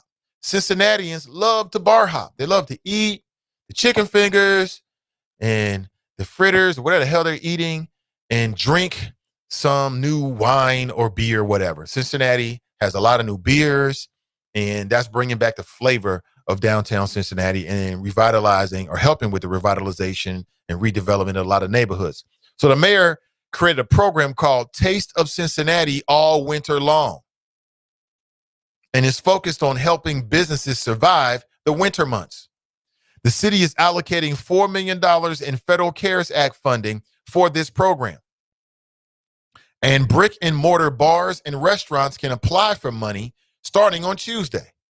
But let's see how many Black-owned bars and restaurants get the money and to what funding level and things like that. The grant amounts intended for local shops only can range from $5,000 to $10,000. Those who receive grant money will be required to offer promotions and discounts to bring out more patrons. So you got two things working against each other. Like, our better nature is to stay at home and not do this. But in terms of our economic, future, the mayor and the city is now going to incentivize people to go out, go to bars, and spend your money and socialize during the pandemic. I mean, I get it. I get it. We shall see what happens here. If you own a brick and mortar location, and here are the eligibility requirements for the grant program. Must have a brick and mortar location physically located within Cincinnati. Must either be a restaurant that typically serves dine-in, breakfast, lunch, or dinner. You can be a bar establishment, but you got to be licensed by the state of Ohio. Must be open a minimum 5 days and 25 hours per week to customers throughout the year. And you cannot be a chain restaurant. And you must not have an established vehicle drive-through. So some of these restaurants are doing they don't have a drive-through, but you can pull up, they'll bring it out to your car, that kind of stuff. Must not have a financial or ownership connection to any employee of the city or the chamber. Must be able to attest to financial need for the grant due to increased expenses or decreased revenue due to COVID-19. Must not have any material liquor violations, code violations, or excessive call for service within the past 12 months. That last one is interesting. Let's say there's some bars that the city wants to close. They could kind of use this to kind of help force the close of it, because these businesses cannot apply for some of this COVID-19, restaurant and bar relief money. That's quite interesting, but it is their plan. So we put that out there. I mean, people share it. David writes, not the fritters, Nate, right? The fritters. As long as we have no unified plan and a weak-ass governor and president who refuse to make the tough decisions to get our numbers down to manageable levels, then we will be in this nightmare for the long run. People trying to rush to normalcy are being irresponsible and selfish. Absolutely. Y'all know we go out for these 2-for-1 deals. LOL. That's right. You're right about that. Oh, man. I knew it was over when the second judge was Leslie Giz. She used to say racist this all the time down the dial when she was on city council. Yeah, me too. UCAS sounded real corny and soft as toilet tissue arguing about Facebook posts. I'm just saying, that's from Fox. Tracy writes, when I had that COVID flu in February, my cough lasted 3 months. Donald didn't have no damn corona. I don't know. He also had some of the latest, most groundbreaking medical treatment. So apparently he took something. He took a couple things, Tracy, and it helped to clear it all up. Sister V writes, Hotep Nathan and the Choppers. I miss y'all. Had a change in work hours. Okay. Glad to see you. Clumagic writes, St. Bernard did that, Nate. Okay, it was St. Bernard it wasn't Elmwood Place. But something happened at Elmwood Place. Was Elmwood Place where the black family was kicked out of the swimming pool? Is that it? Apparently one of them, like somebody's son, it was a young black male, jumped into the pool with blue jean shorts on, and they went all crazy. Hey! And basically they probably didn't want him out there anyway, so when he violated a rule, everybody want to get indignant and get into their feelings. Remember that? Jericho writes, the shade this host throws is wild, LOL. Shade? I don't know what you're talking about. I don't think no shade. Sister V writes, actually, St. Bernard and Elmwood Place really ain't much difference. I can see how two can be confused. They are connected on one end, Sister V, so yeah, I get it. My sister Smell was gone for 6 months. Clue Magic writes, Joe keeps getting reelected because of one thing, racism. Yep.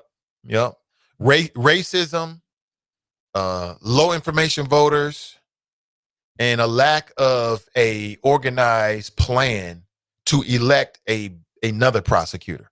You know what I'm saying? Like, sure, you can have Fanon Rucker out there and everybody thinks that he is a fabulous candidate, but it takes more than that to get elected. Like I said, it takes people doing phone banking.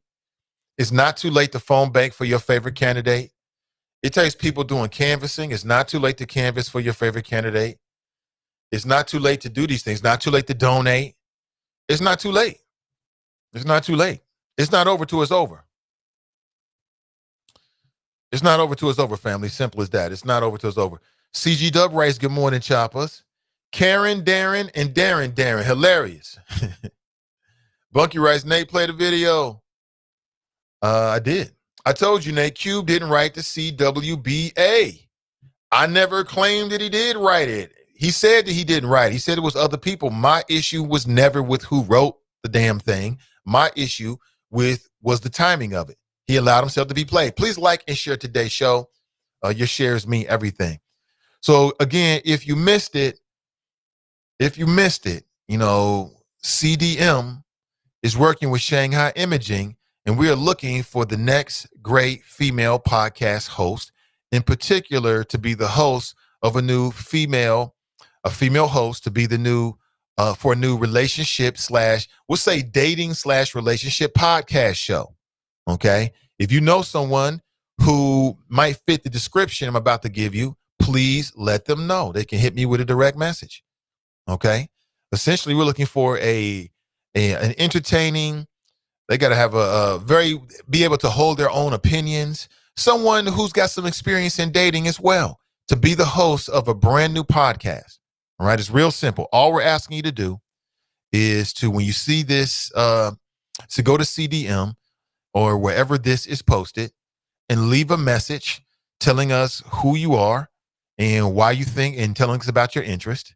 The next step would be to do a video. You can do a video simply from your phone. Real simple. No longer than 3 minutes. That means it can be 3 minutes is the max. So if it's shorter than that, cool.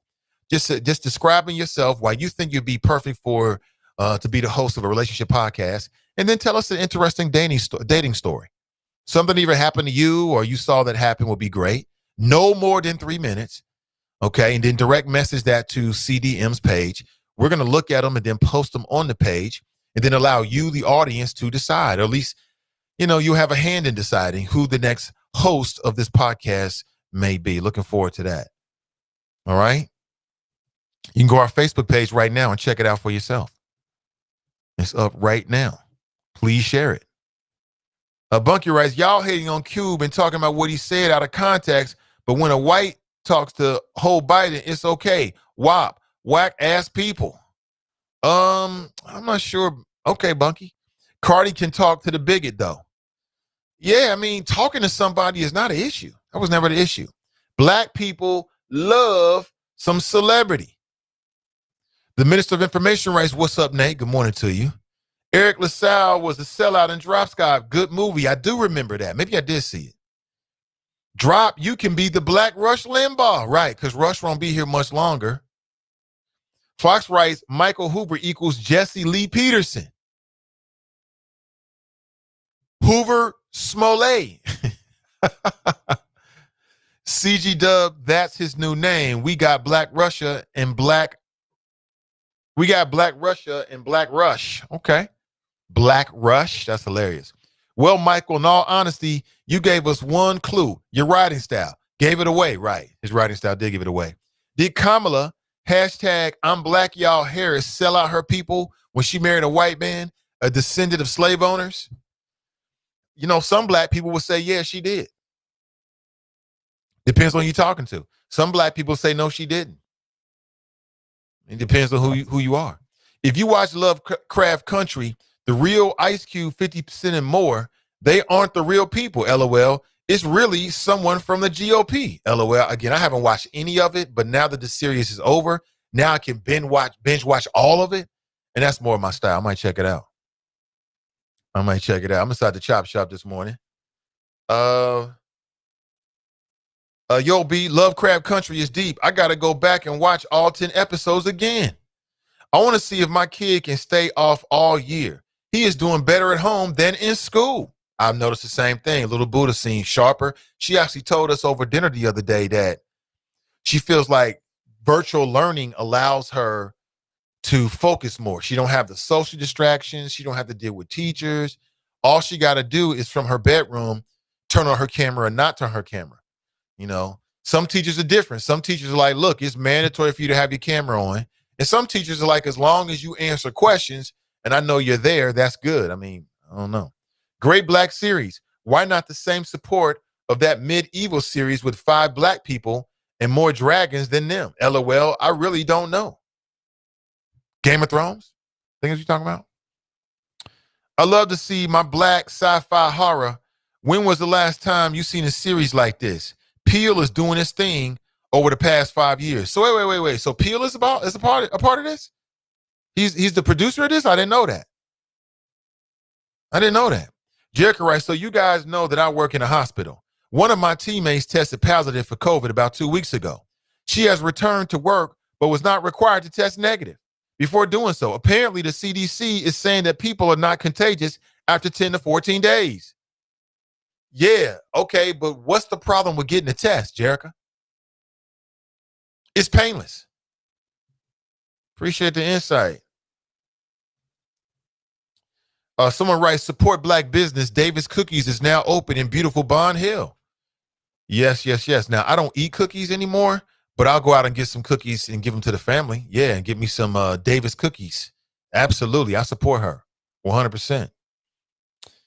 That was Fairfield, Nathan. Okay, that was Fairfield. Right. I'm getting my locations all wrong. All wrong this morning. Let me see. Sorry about the dead air. Virtual learning is good for my son too. I know everything he's doing and can be on him. Someone writes, Peele is a genius. Yes, he is. Yeah. I'm down with that virtual learning as well. Again, it seems to be working better. I wonder if there'll be some parents who might not choose virtual learning indefinitely, right? Because it's better for their child. I think that there are elements of virtual learning that if CPS is smart, they will analyze. You know what I'm saying? If CPS is smart, then they're looking at these situations and analyzing potential best practices. Because there are some things coming out of this whole COVID-19 and virtual learning that perhaps they should seriously consider putting in place and perhaps integrating. Like perhaps a hybrid system is better indefinitely. Again, I'm spitballing here, right? Because right now we're doing a hybrid system because of COVID-19. But what if a hybrid system is better across the board? Maybe it's better. Maybe a hybrid track should be offered by CPS moving forward. I think if they're smart, they've got some people that will analyze this because that might work. And at the end of the day, it's about what works best for the student, right? If a hybrid option would produce more and better quality of students, if a hybrid option would better prepare students into becoming, college graduates or preparing better and having a better high school experience, then why wouldn't they do that? Why not integrate that ish if it makes sense? Something to think about. Check out, I don't know. Somebody writes, check out Ratchet on Netflix. It's a series of episodes and some of the characters from American Horror Story is in it. Very well put together. When you watch Lovecraft, Nate, look for subtleties in music. I will. Marianne writes, racism is so sad, disgusting. Absolutely. Somebody writes, Toya Montgomery. Who is that? TNT writes, take off on election day and volunteer for your candidate, providing they're lit. That's a good point. Because believe it or not, people are influenced by the literature and what happens right before they go into to make their decision. If you give them some literature and it connects with them, that's why they have people out there. You definitely could do that. Donate to the campaign. Absolutely. All those things are possible. Misha Green is the creator from Underground. Okay. Appreciate that. 513-873-7134. Appreciate all of that. All right, let me slip into another break. It's 9:30. It's the last break for the show today. We'll come right back.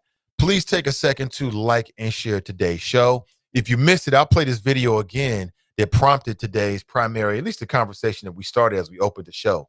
It's the Nathan Ivey Show, Cincinnati's first daily digital show that focuses on the Black community. And we'll be right back.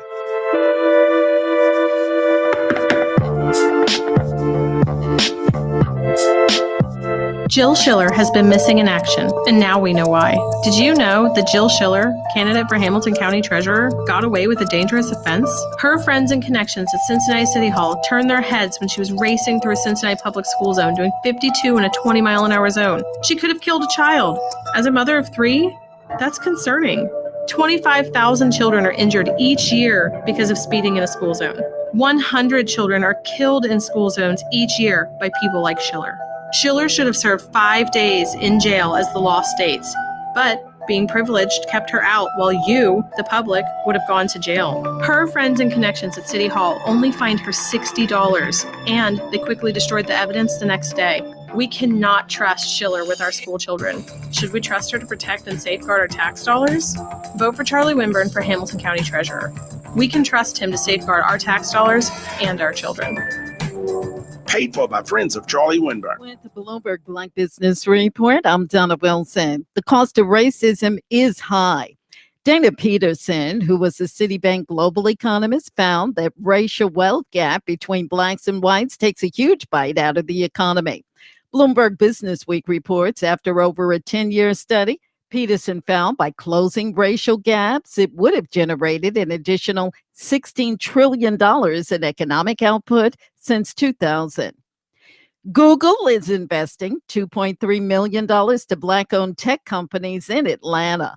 The funds will be distributed through the Black Founders Fund to 36 Black tech startups. And Warner Brothers TV has a new chairperson, and she is an African-American. The entertainment giant named veteran TV exec Channing Dungey as the new chairperson. That's your Bloomberg Black Business Report. I'm Donna Wilson.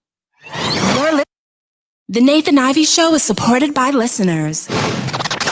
Go to www.patreon.com/Nathan Ivey Show and help Nathan keep the show independent.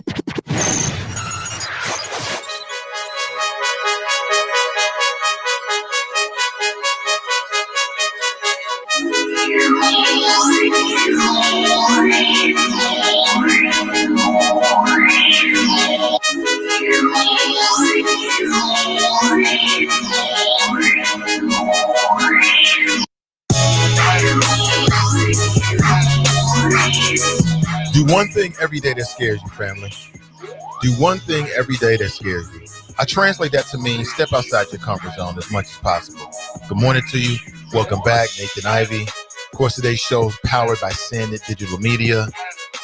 Our mission is to amplify Black voices. Find us on Facebook and please like and share our content. Good morning to you. Of course, tomorrow you got the Midday Juice podcast with Ask Ashley. That's at 1 p.m. on Tuesday and Thursdays. All right. We got Fast Pitch and Valet Service podcast on Tuesdays. Don't forget the Is It Just Me podcast on Fridays at 12:30 p.m. The Dope Chicks Collective podcast on Sundays at 1 p.m.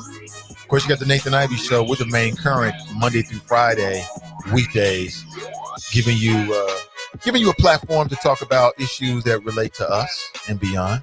I talk about Black people, Black politics, and Black pleasure, and everything in between. Good morning to you.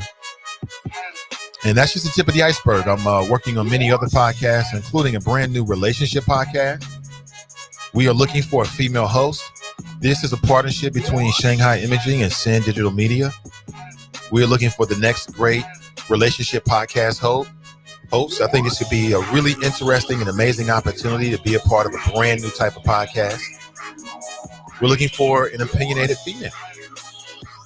Looking forward to it. Good morning to you. 513-873-7134. Welcome back. Welcome back. Hope you're doing well today.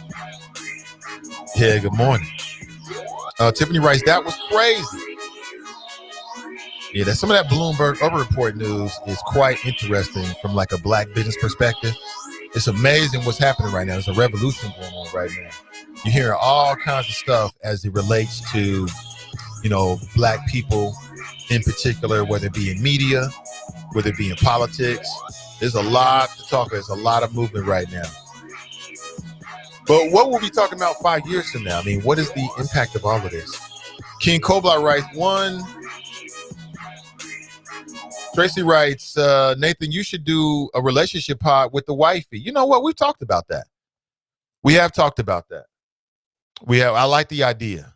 We just haven't been able to make it come to fruition. Now, this particular podcast is completely something different. So that's something that's tailor-made for somebody other than me or the wifey. That's for a very special talent.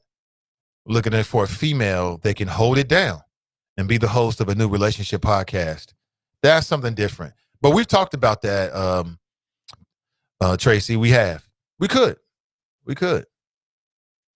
The House of Nathan Ivey featuring Dr. Ed podcast show. Okay. Could be. I nominate Tracy FC for the relationship podcast. And then Tracy is like, no, not me. Not me. Wasn't the Red Baron some fictional racist Nazi war hero? Go figure Trump would name his son Baron. My son did virtual learning when the pandemic first started. I can take it either way, but it's so good so far since in-school learning started. Mason City schools keep you up to date on everything. I would say that during the pandemic that the communication between Walnut Hills and parents has stepped up. And I'm glad to say that. The communication was lacking because, they were sending me a whole bunch of messages for stuff that means we having a grilled cheese on Tuesday, right? But then when there's a potential threat to the school, like somebody calls in a threat to the graduation, we don't get a phone call for that. Huh? Come on now. Get your little automated music, message going and let us know what's going on. I don't care what the grade level was. It affects every student that can go to the building. That means all the parents. That makes perfect sense. Damn, I wish I could stay much longer, family, but I got to make a move. I've been with you already for 2 hours. I typically like to go up until 10 and rock with you, but I cannot this morning. Rachel writes, as corporations begin recognizing their lack of diversity in top-level positions, do we think the promotions or hiring of Black executives to predominate positions is a setup? I would hope it's not a setup. I would hope that it's a reaction to what's going on and a genuine effort to diversify. That's what I would hope it is. So what I know right now is that there's a new industry that's cropped up. and that's the virtual conference. That's really big right now. I know for a fact that there are people out there that are doing like virtual racial sensitivity training. And think about it, it's really easy to do. I mean, you kind of get a Zoom account, you figure out your logistics behind the scene, you come up with some graphics, boom, you put it out and you promote it. And virtually, maybe you can get a lot of people to attend. So there are businesses now that are working with these virtual platforms, and they'll send their employees to the virtual platform, and the employee doesn't even have to leave home. So there's a lot of amazing things that are happening right now. In terms of Black media, I mean, within the last week or so, a lot of people talking about Charlamagne the God and the Black Effect podcast network. And it's quite interesting, man. I mean, think about it for a second. This is why winners should focus on winning. If you want to win, I'm going to tell you what to do right here. You know what I'm saying? If you got haters, if you feel like it's people out there that would like delight in your demise, I can tell you what to do is real simple. It goes like this. Winners focus on winning. And that's it. That's how you win. You focus on the task at hand. You put blinders on, you don't worry about it. So think about this dynamic between Joe Budden and Charlamagne the God. I got to make this point. So about 2-3 weeks ago, Joe Budden decided and put out to the world, man, it was like 3 weeks ago, that he was ending his longtime relationship with Spotify. Now, if you don't know, the Joe Budden podcast is one of the more popular podcasts, in particular, podcasts that are focused on Black folks in all of podcasting. You know what I'm saying? Some people look at him and say that he's like the Black Joe Rogan. Now, he ain't doing Joe Rogan's numbers. Joe Rogan has the most popular podcast. Joe Rogan just signed a $100 million deal for a podcast. Just saying. But he's getting millions upon millions and millions of views, okay? So Joe Budden has been showing that same kind of arc. Like, he's got a very popular podcast on YouTube, and it's him and a couple of buddies talking about issues from the Joe Budden perspective. All right? So he ends his relationship with Spotify and then goes on the Joe Budden podcast with his buddies, and they start talking about it. And they're talking about how Spotify tried to play him, and he's too smart for that, and he's about business, and he's on that independent hustle, right? Somewhere in that time frame, Charlamagne the God, on one of I don't know if it's on the Breakfast Club or it's on Brilliant Idiots, his own podcast, or wherever it was, but he makes a comment about Joe Budden, questioning Joe Budden's business IQ. Joe Budden goes back on his podcast and brings fire. He tells Charlamagne the God, among other things, we're not competing, we're not on the same level. I'm on that independent grind, blah, blah, blah, blah, blah, right? And then Joe Budden puts out the Joe Budden Podcast Network. He starts telling people he's going to do his independent grind. Look, I love all of this. It's great, right? Then within the last week, we find out an announcement that Charlamagne the God has inked a relationship with iHeartMedia. That's the largest podcast producer audio platform in the world, right? And now he's doing his own sort of Black podcast network as well. So it's just interesting how things turn out. And there is a lot of movement and a lot of interest in Black voices, which, of course, I recognize because of what we're doing with CDM, with Sin Digital Media. So I'm 100% about that life. And I think it's great, quite honestly, 100%. You know what I'm saying? My approach is a little bit different than what I see them doing, but it's all in the same spirit, creating platforms for Black voices. So I love it, man. And I'm watching 100%. My son did I think I read that already. Can we get a money show on the CDM? Get a money show? Yeah, we certainly can. You talking about like a Black wealth building type of podcast? Oh, we can certainly do that. Oh, for sure. I like that idea. Yeah, I mean, let's flesh it out and develop it a bit more. I mean, in terms of who would be a host for something like that, and exactly what would be the purpose, right? What would be the mission of it? But I'm down for that conversation, brother. 100%, Jared. Yeah, I mean, I love it. It might be somebody who's already doing something like that perhaps we can work together and we can help to enhance what they're doing. Hey, listen, I got to make a move. I do. I wish I could stay with you. I'd stay until 10:30, 11. We could rock with you, but I got to make a move. Please like and share today's show. I'll be back with you, and hopefully better than ever tomorrow morning at 7:30, bright and early. Viva La Chapas. Shout out to Team and I. Remember, you can subscribe to the audio feed on Spreaker, on TuneIn, and or wherever you listen to your favorite podcast. And you can subscribe to the video feed on Sin Digital Media. You can subscribe to any videos. You'll get an update whenever we go live with any of our podcasts. And you can also do so directly with the Nathan Ivey Show on YouTube as well. All right? Have an excellent rest of your day, family. All right? Viva la Chapas. Remember our motto, winners focus on winning.